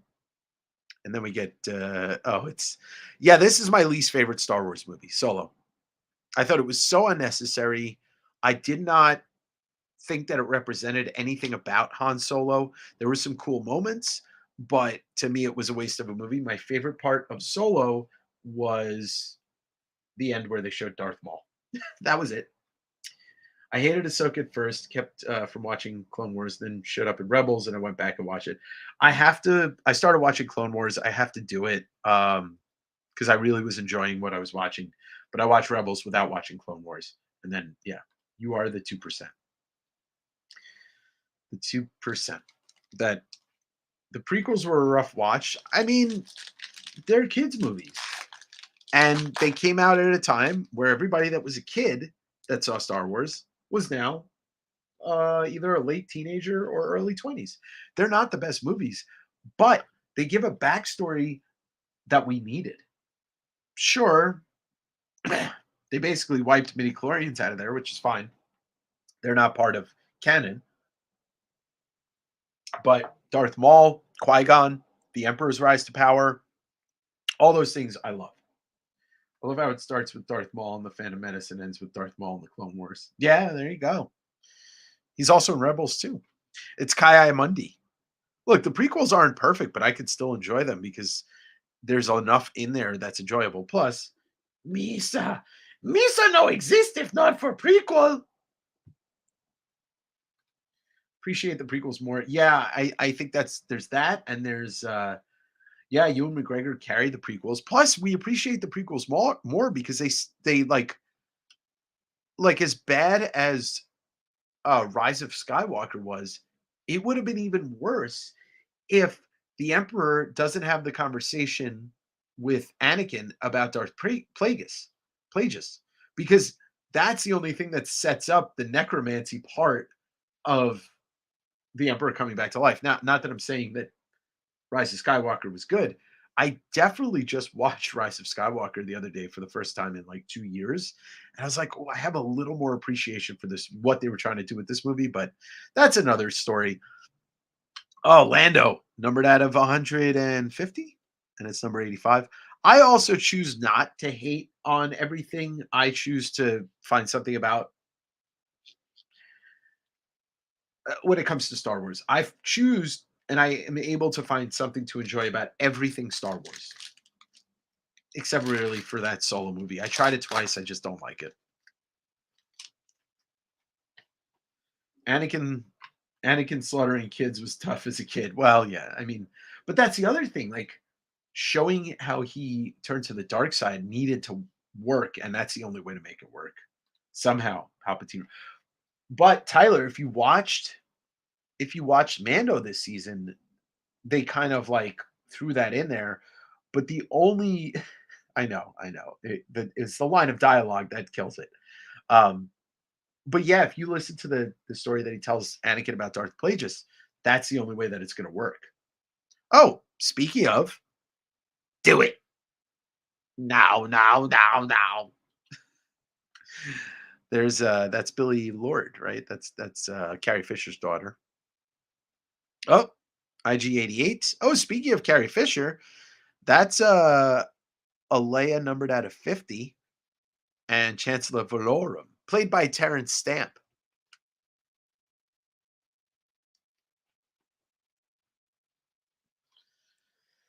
Ultimate unlimited power.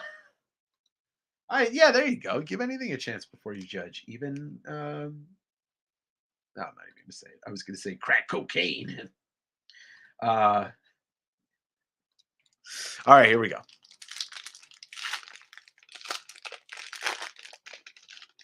My name is Dr. Roxo. I love cocaine. All right, there's a little Harry F. and Solo. Han Solo, Gamorrean guard. And then you can't have Han without Chewie. Oh, what do we got here? I think we have an autograph. Uh, is that what's her name? Nope, I don't know who this is. Okay, it's not an autograph. It's Corporal Ensign Thobel, whoever the hell that is. And then, wow, another one that I just don't know what I'm looking at. Crack cocaine. Yes, I saw Guardians on Thursday of whatever the day before it came out, and I will not throw spoilers in there, so let's not spoil. But I will say, I loved it, and I thought it. I recognized that it was uneven. A lot of it was uneven, but I still loved it. I thought James Gunn did a great job with the movie.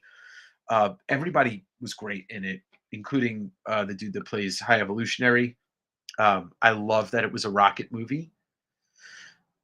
As a comic book fan, all I could think while I was watching that movie was, "Oh my God, James Gunn is going to make We Three into a movie at some point." And if you don't know what We Three is, it's a book that Grant Morrison and Frank Quietly did about these animals that are made into weapons by the military.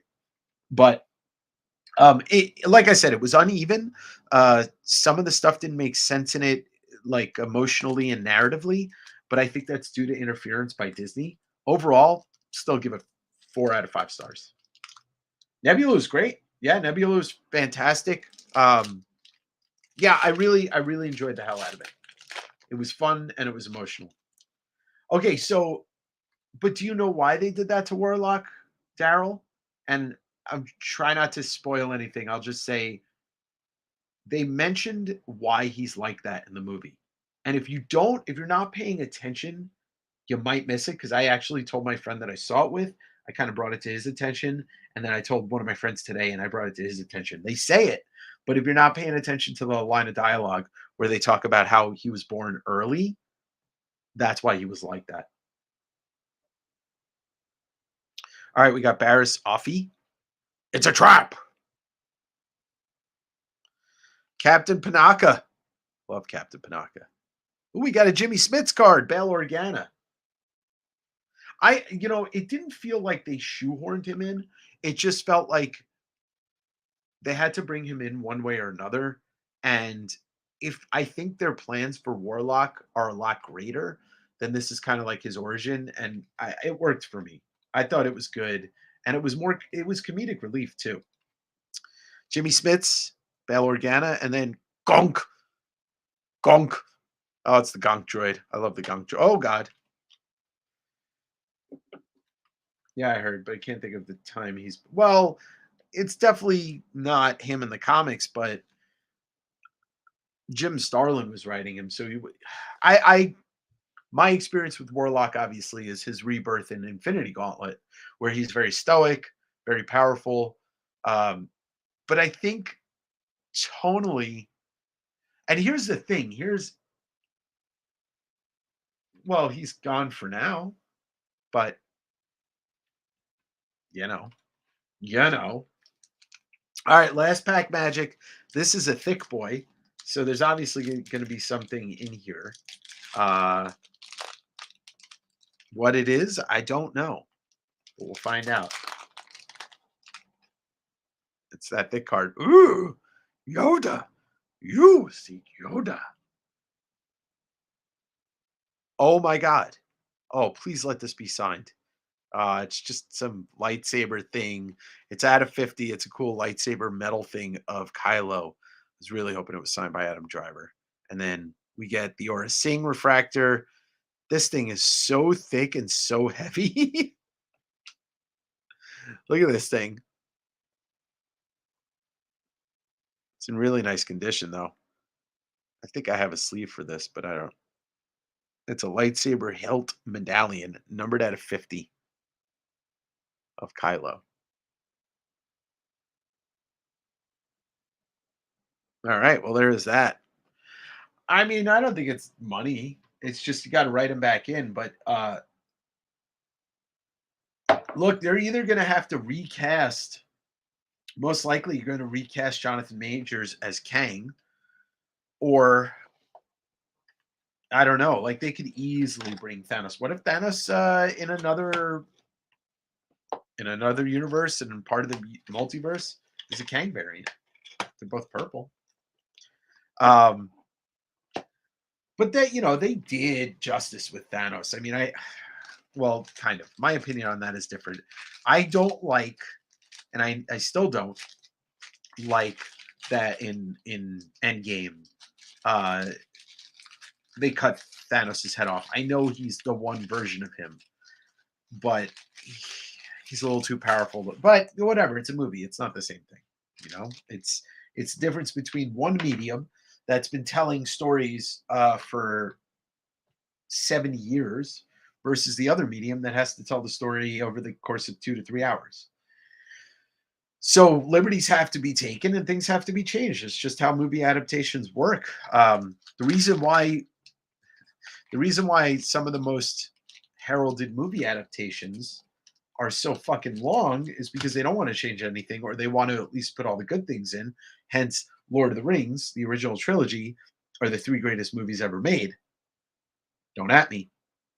But like as it goes with adaptations, like the Marvel stuff, there's too much stories to tell to really adapt it, unless it's something that's like something that's like a finite story, like your Sin City or Watchmen, where the adaptation was really faithful because that story had a beginning and an end. Whereas Infinity Gauntlet, sure, it has a beginning and an end, but they didn't have all the character rights. So they didn't have Surfer, they didn't have the Fantastic Four, they don't have Wolverine. So you got it, and they don't have Mephisto. That I don't know if they had Death, so they don't have that. But also, like, there's so much story to tell. Yes, LOTR, Fellowship, Towers, and Return of the King are the 3 most perfect, greatest movies ever made, especially in the realm of adaptation. But it had the care.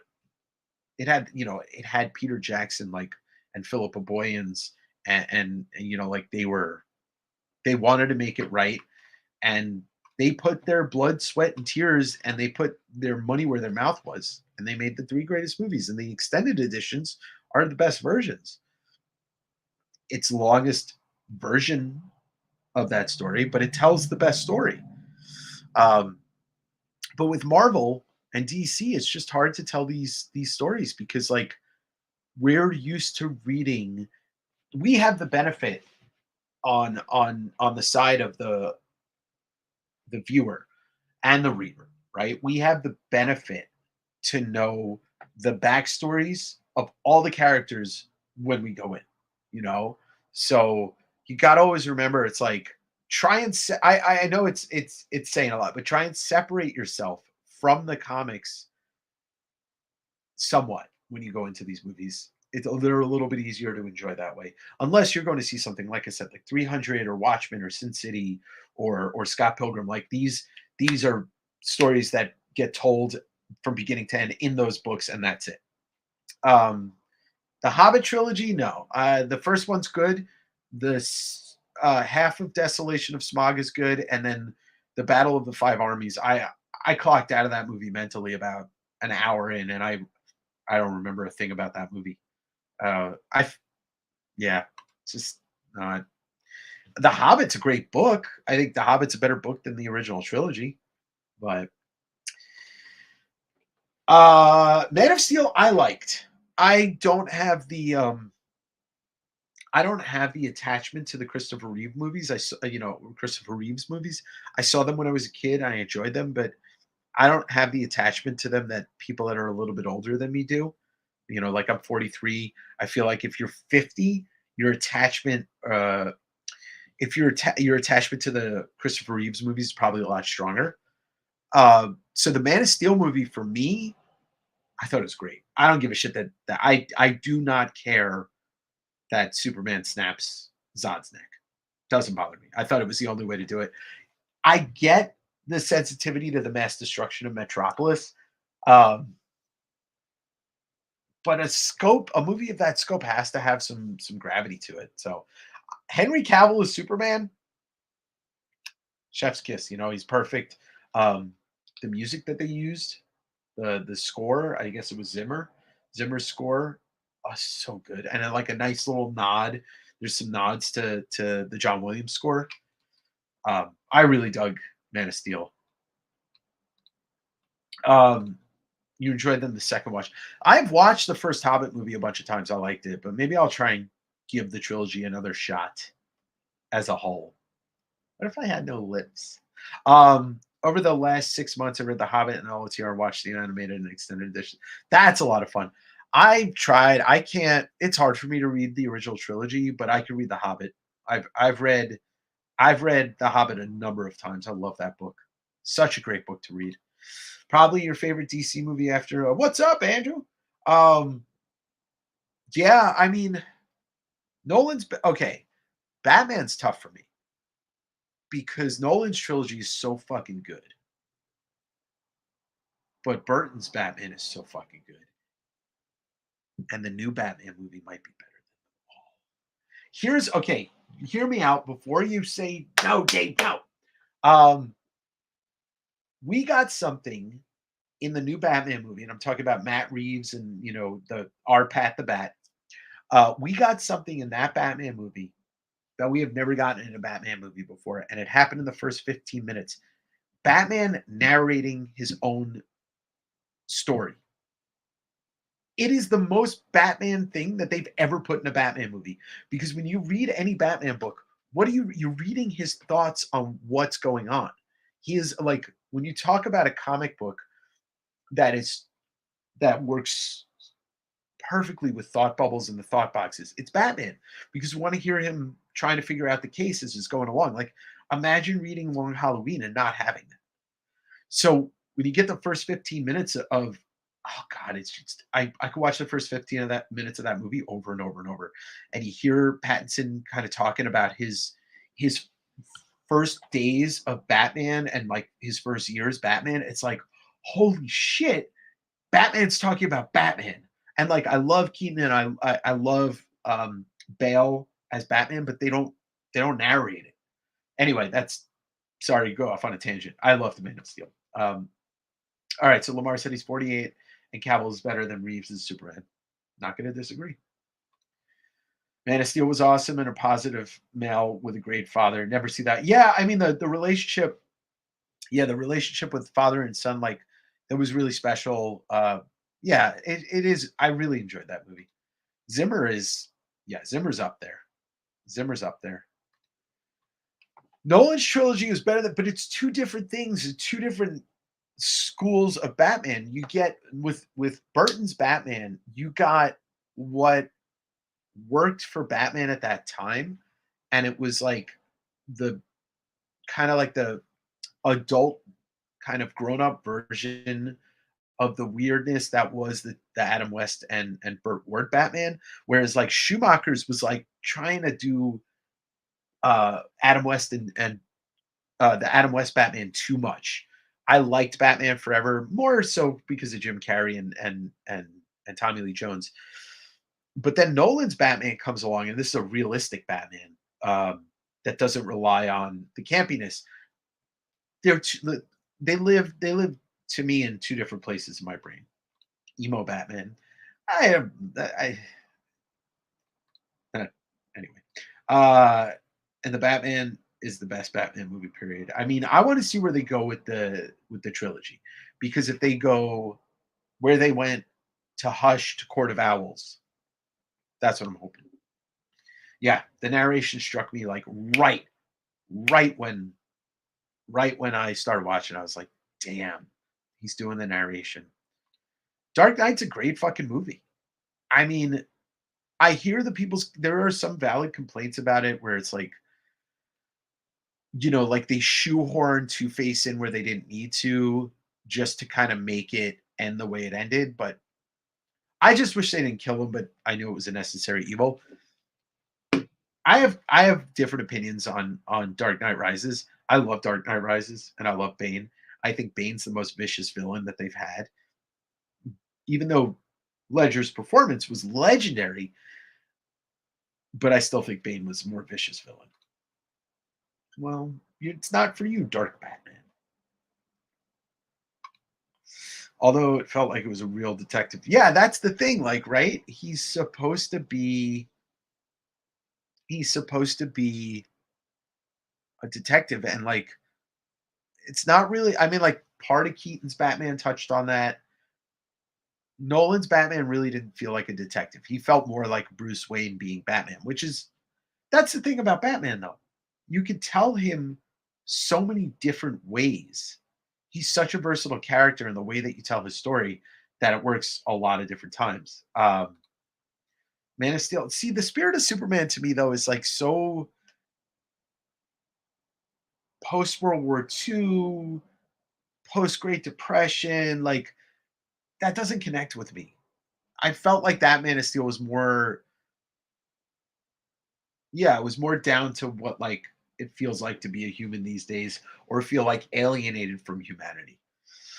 Um, I'd like to see you. I bet an armored Batman could kick all 14 of our asses right now. I am a necessary evil. Do you feel in charge? Hold on. Do you feel in charge? I'm Gotham's rinky dink.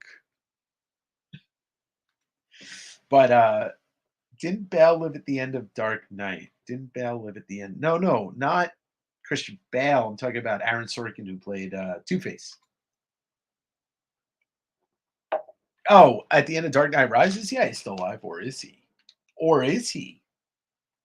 What if he died and the end of Dark Knight Rises was just Alfred projecting what he thought he saw? It is Christopher Nolan. Christopher Nolan, one of the finest directors of the current era. The man never misses. I don't know if you got a chance to see Dunkirk, but for a war movie, it was a story that was never told before that I could remember.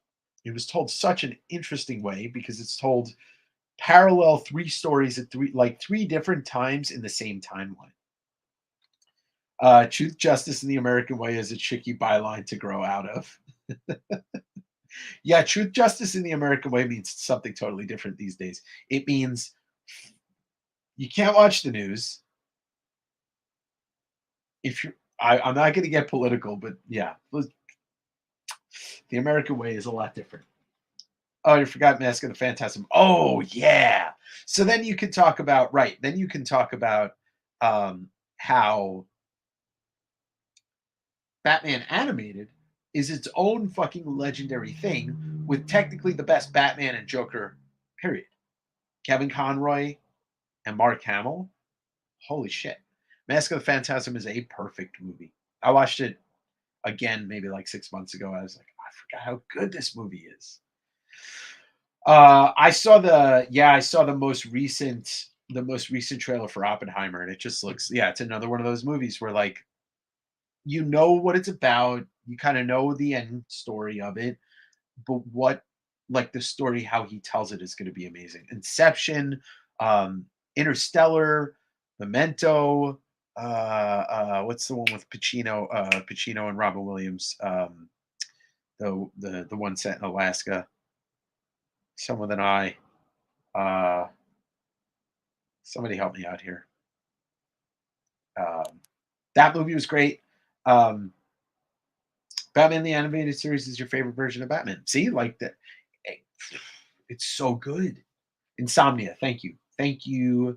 Yeah, that's a great one. Underrated movie. It was Nolan's second movie or second feature length. Tenet, and then how could we forget the Batman versus Wolverine? Not the Magician, the Illusionist. No, no. The Prestige. Prestige is a fantastic movie. Yeah, I want to see exactly. He's doing it. Memento is great. Memento put him on the map. I mean, that was the movie that launched his career into what it ended up being. I mean, what Batman Begins is only his third movie, right? It goes Memento and Insomnia, and then Batman Begins, then The Prestige, then Dark Knight, then Interstellar, Dark Knight Rises, Dunkirk, Tenet, and then Oppenheimer. I love Interstellar. I thought Interstellar was a beautiful movie, and I had the benefit of seeing Interstellar at the as well as Dunkirk at the Pacific Center IMAX in Seattle, and that is one of the like most technologically sound and forward movie theaters in the country. And oh my god, Dunkirk! And here's my thing about Dunkirk. He did this thing right.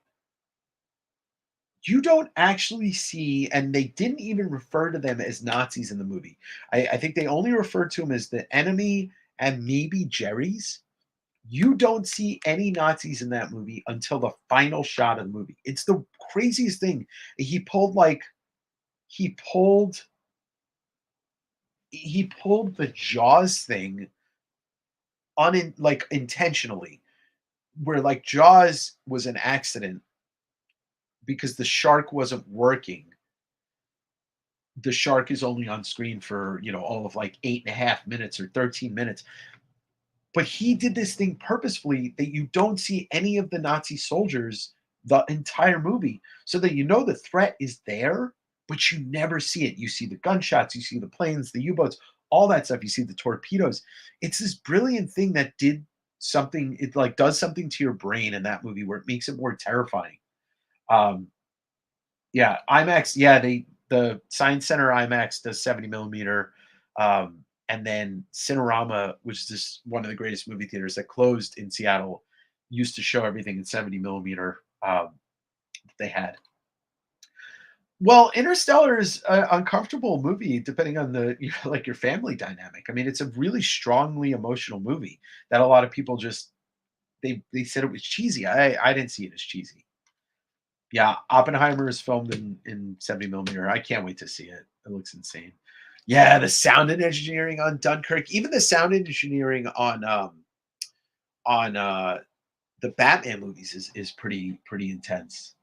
Uh yeah, he's one of those guys that he's just like a super nerd about what he creates, and it shows. And I think if you take that into account with like when you go to see his movies, um I think it adds to that experience. Will they ever make a Ninja Turtles movie better than the original?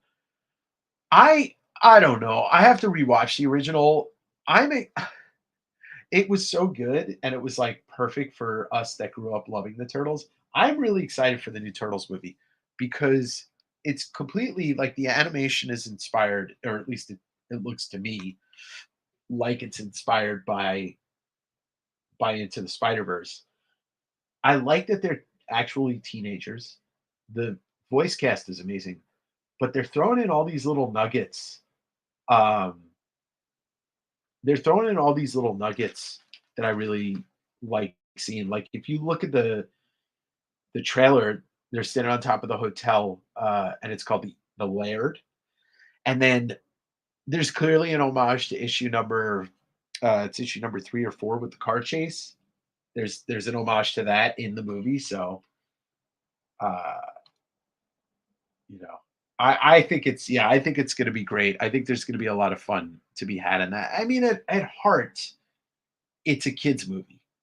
And if you're going into they're never gonna make they made one Turtles movie, I think that was like more of a PG-13 animated vibe, but they're never gonna make a Turtles movie that's got the vibe of the original comic.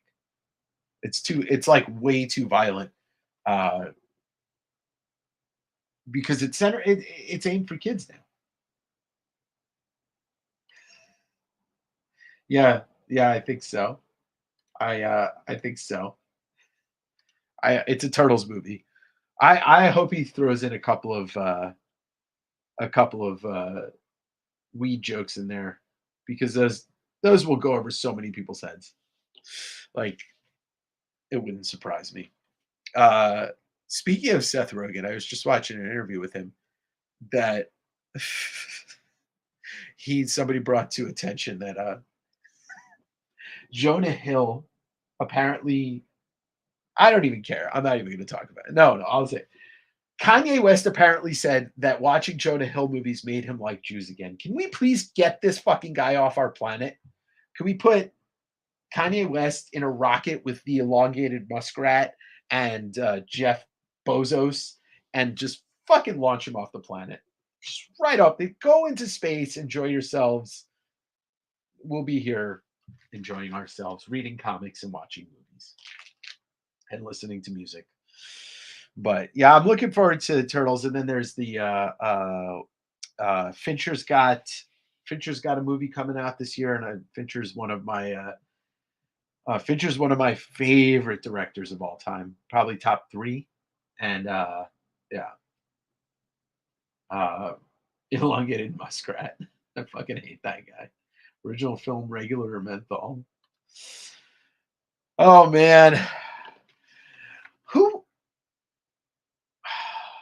I gotta rewatch. Does anybody know if TMNT the original is on any streaming services? Because I don't own it, and I'd like to watch it. Maybe I'll throw it on tonight. I don't know if Flash is going to be good. I think there's a chance that they did so many reshoots on that movie. Who knows? But I think there's a shot that it's hella entertaining, even though it's probably not going to make much sense. But I think yeah, it is very heavy Batman. Well, they're leaning on that because they can't lean on Ezra Miller because nobody wants to promote Ezra Miller. Can you blame them? Fincher's called it's called the Killer, I think. It's based off a French graphic novel. I think it's going to be on Netflix because he's got a deal with Netflix, but it's going to get theatrical release. Yeah, it's The Killer, and it's starring Fassbender, Tilda Swinton, and a couple others. Um, but yeah, you have Canadian. You have Canadian. Oh yeah, that's right, Mattis. Yeah, but if they lean heavily on Batman, it's just a Batman movie. I mean, the idea of two Flashes. I like that they're switching Superman up with Kara with Supergirl. Yeah, Fassbender is the shit. Fassbender is like just one of those dudes that, like, even if he's in a mediocre movie, he elevates that movie. But yeah, um, I'm interested to see the Flash. I'll definitely go see it. I'll go see it in the theater because it feels like a movie that needs to be seen in the theater. Yeah, that's the thing. It needs to be a Batman movie in order to sell it, right? Because plus Affleck's in it, which is cool. I didn't hate Batfleck. I didn't hate it. I think that he hated it. So his performance, like he was a really good Bruce Wayne. He was a really good Bruce Wayne, like a really good Bruce Wayne. Yeah. But I like all the iterations of Batman because they all give us something to talk about, whether we like it or not. And where's Rachel? Where's Rachel?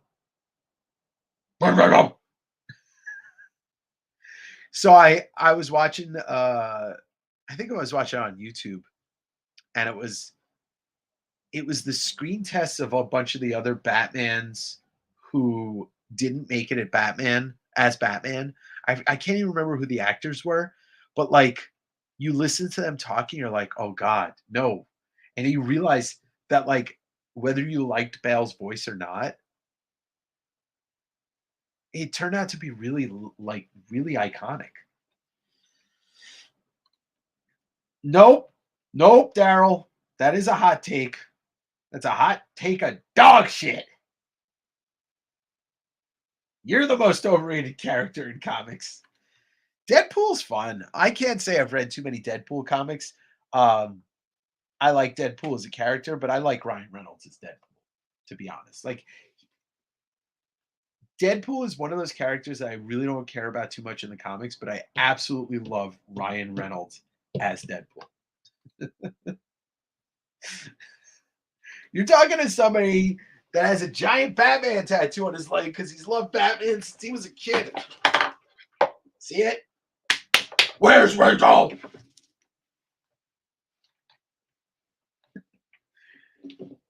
I wish that Burton's Nick Cage Superman would have been. Oh God! Did you ever watch that documentary? That's a fantastic documentary to watch. Superman Lives. Oh, it's so much fun. It's so much fun. Batman's only power is white privilege. Batman. Well, that's the funny thing about the Justice League movie is that when he meets the Flash, he's like, "What's your superpower?" And he's like, "I'm rich." I mean, that was like that was them making fun of that whole idea. Nightfall with the kids, it's so bad. What you got to do is you can't read the Killing Joke with the kids because that's way too violent. You can't read Dark Knight Returns with the kids. It's also way too violent. Maybe the Bloodstorm, the Red Rain, Bloodstorm, Crimson Mist trilogy would be fun. Um, what's a good Batman story to read with the kids? I mean, you could pick up anything done by like Darwin Cook or Bruce Timm. Nick Cage would be Superman and Flash. That'd be amazing. Speaking of Deadpool, uh, wish we could have gotten Todd McFarlane Deadpool comic. Listen there, Rob. What's a Deadpool? I mean, never say never, but probably say never. Uh, well, that's what I'm saying, though, Mattis. If you pick up Batman, Red Rain, Crimson Mist, and Bloodstorm, that's the three-parter Elseworlds of Batman vs. Dracula with art by Kelly Jones. It's my favorite Batman story. Long Halloween, Dark Victory. Those are two great ones you could read with the kids. But I love Batman so much. They have the Adventures books DC was reprinting about 12 issues. Oh, there you go. Batman Adventures 12. Just give them a copy of that. Crack it out of the slab. No big deal. It's not worth anything. The new Mark Silvestri Batman Joker Deadly Duo that just finished up. That's up there. That is up there with some of the best Batman I've ever read. And the art is absolutely beautiful. Long Halloween's great. Oh, there you go. That's great. 12 issues, right? Or 14 issues? 14 issues. I like that. Does anybody else read comics with their kids? I do. I read comics with Jar Jar all the time. Oh, Misa. I don't have any kids. Wow. It's been almost 2.5 hours. And everybody's still in here. We're having a good time. Don't forget, people, folks, friends, if you are not on the Discord, it should be in the link below. Join the West Coast Avengers Discord. Do it. Do it. It's fun. I'm the old guy that just learned what Discord is. So you, and I'm talking to you, have no excuse because I'm the old guy. I mean, some of you are older than me, but whatever. You and your cats rip comics all the time. Double Trouble. Yeah, so that's cool. I like that idea, reading comics with your kids. I will read comics with myself because I'm a dancing with myself. Oh, oh, oh. Anyway, this week, West Coast Wednesday is going to be on your regular scheduled time with some crazy books, crazy books. And next, tomorrow morning, I want you all to watch. I want you all to comment. It's very imperative that you watch my videos that I drop on Wednesday, on Sunday, and you throw a comment. You're like, Dave, this was a good video. And I'm like, I know, I made it. And then you're like, well, okay, then fuck you. And I'm like, well, I'm sorry. We are friends. Um, and yeah, I hope everybody enjoys the video tomorrow. It's part one of me going through that 53 long box short box collection that I bought. And I go through about, I don't know, 22 or 23 boxes worth in this video. Now, it's not going through every book because that would take 3 hours. It's going through selective, I edit. But, and then, yeah, it's Saturday night. What are you guys, what is everybody doing for Halloween? I'm not high. I'm not high, I swear to God. Yeah, it's a fun video. I got to get my ass on editing the second part of it. But I'm trying to think if I watched any other movies recently. I am gonna watch New Evil Dead. I heard mixed things about it. Like I said, I really enjoyed Guardians. I really want to see Beau is Afraid. Did anybody in here see Beau is Afraid, the new Ari Aster movie? Ari Aster movie? Was there Troll Lords? No, no Troll Lords, but there was 8 copies of Wildcats Trilogy #1 and 7 copies of Wildstar #1. So yeah. There was a hefty amount of Image. The guy actually bought all of his Image books on the newsstand. So almost every early Image book is a newsstand copy, or at least he had like one copy of every Image #1 in a newsstand. Yeah, I know it's 3 hours, but he makes long movies. I mean, Midsummer was not a short movie, and Hereditary, which I think is the greatest horror movie to be made in the last 10, 15 years. But yeah, I saw Air is on Prime. I got to watch that. Always down to watch Affleck and Damon and hear the story about Nike. Both felt long is what it. Well, it was. It was 3 hours. So by standards, that is long. But yeah, I think I'm good for tonight. I think that was a lot of fun to talk to y'all and get to flip through that and open up this box. And I'm definitely trying to have more guests on Sunday, but or Sunday sit down. I had to the You had to turn Hereditary off. Yeah, that movie's not for everybody. That movie is not even for most people, but I love it because I'm a sick fuck. Um, but yeah, I'm looking to have more guests on. As much as I enjoy just talking to y'all, it'd be nice to have more to talk to. Um, so yeah, and please don't forget to watch the video tomorrow. Oh, hello, my friend. How are you? You just signing in as I'm about to sign off for the night because it's been on for almost 2.5 hours, and the throat doesn't want me to talk anymore. It's like, hey, I'll talk with you all night, Dave. Well, I don't know if I want to talk all night. I got to go to sleep at some point, Tyler. But I appreciate the sentiment, and I would happily talk to you anytime. Um, but yeah, please watch the video tomorrow. Drops at like I said, 6:45 a.m. Eastern, or sorry, 9:45 a.m. Eastern, 6:45 Pacific, or 6:30 Pacific. But it's tomorrow morning. How about that?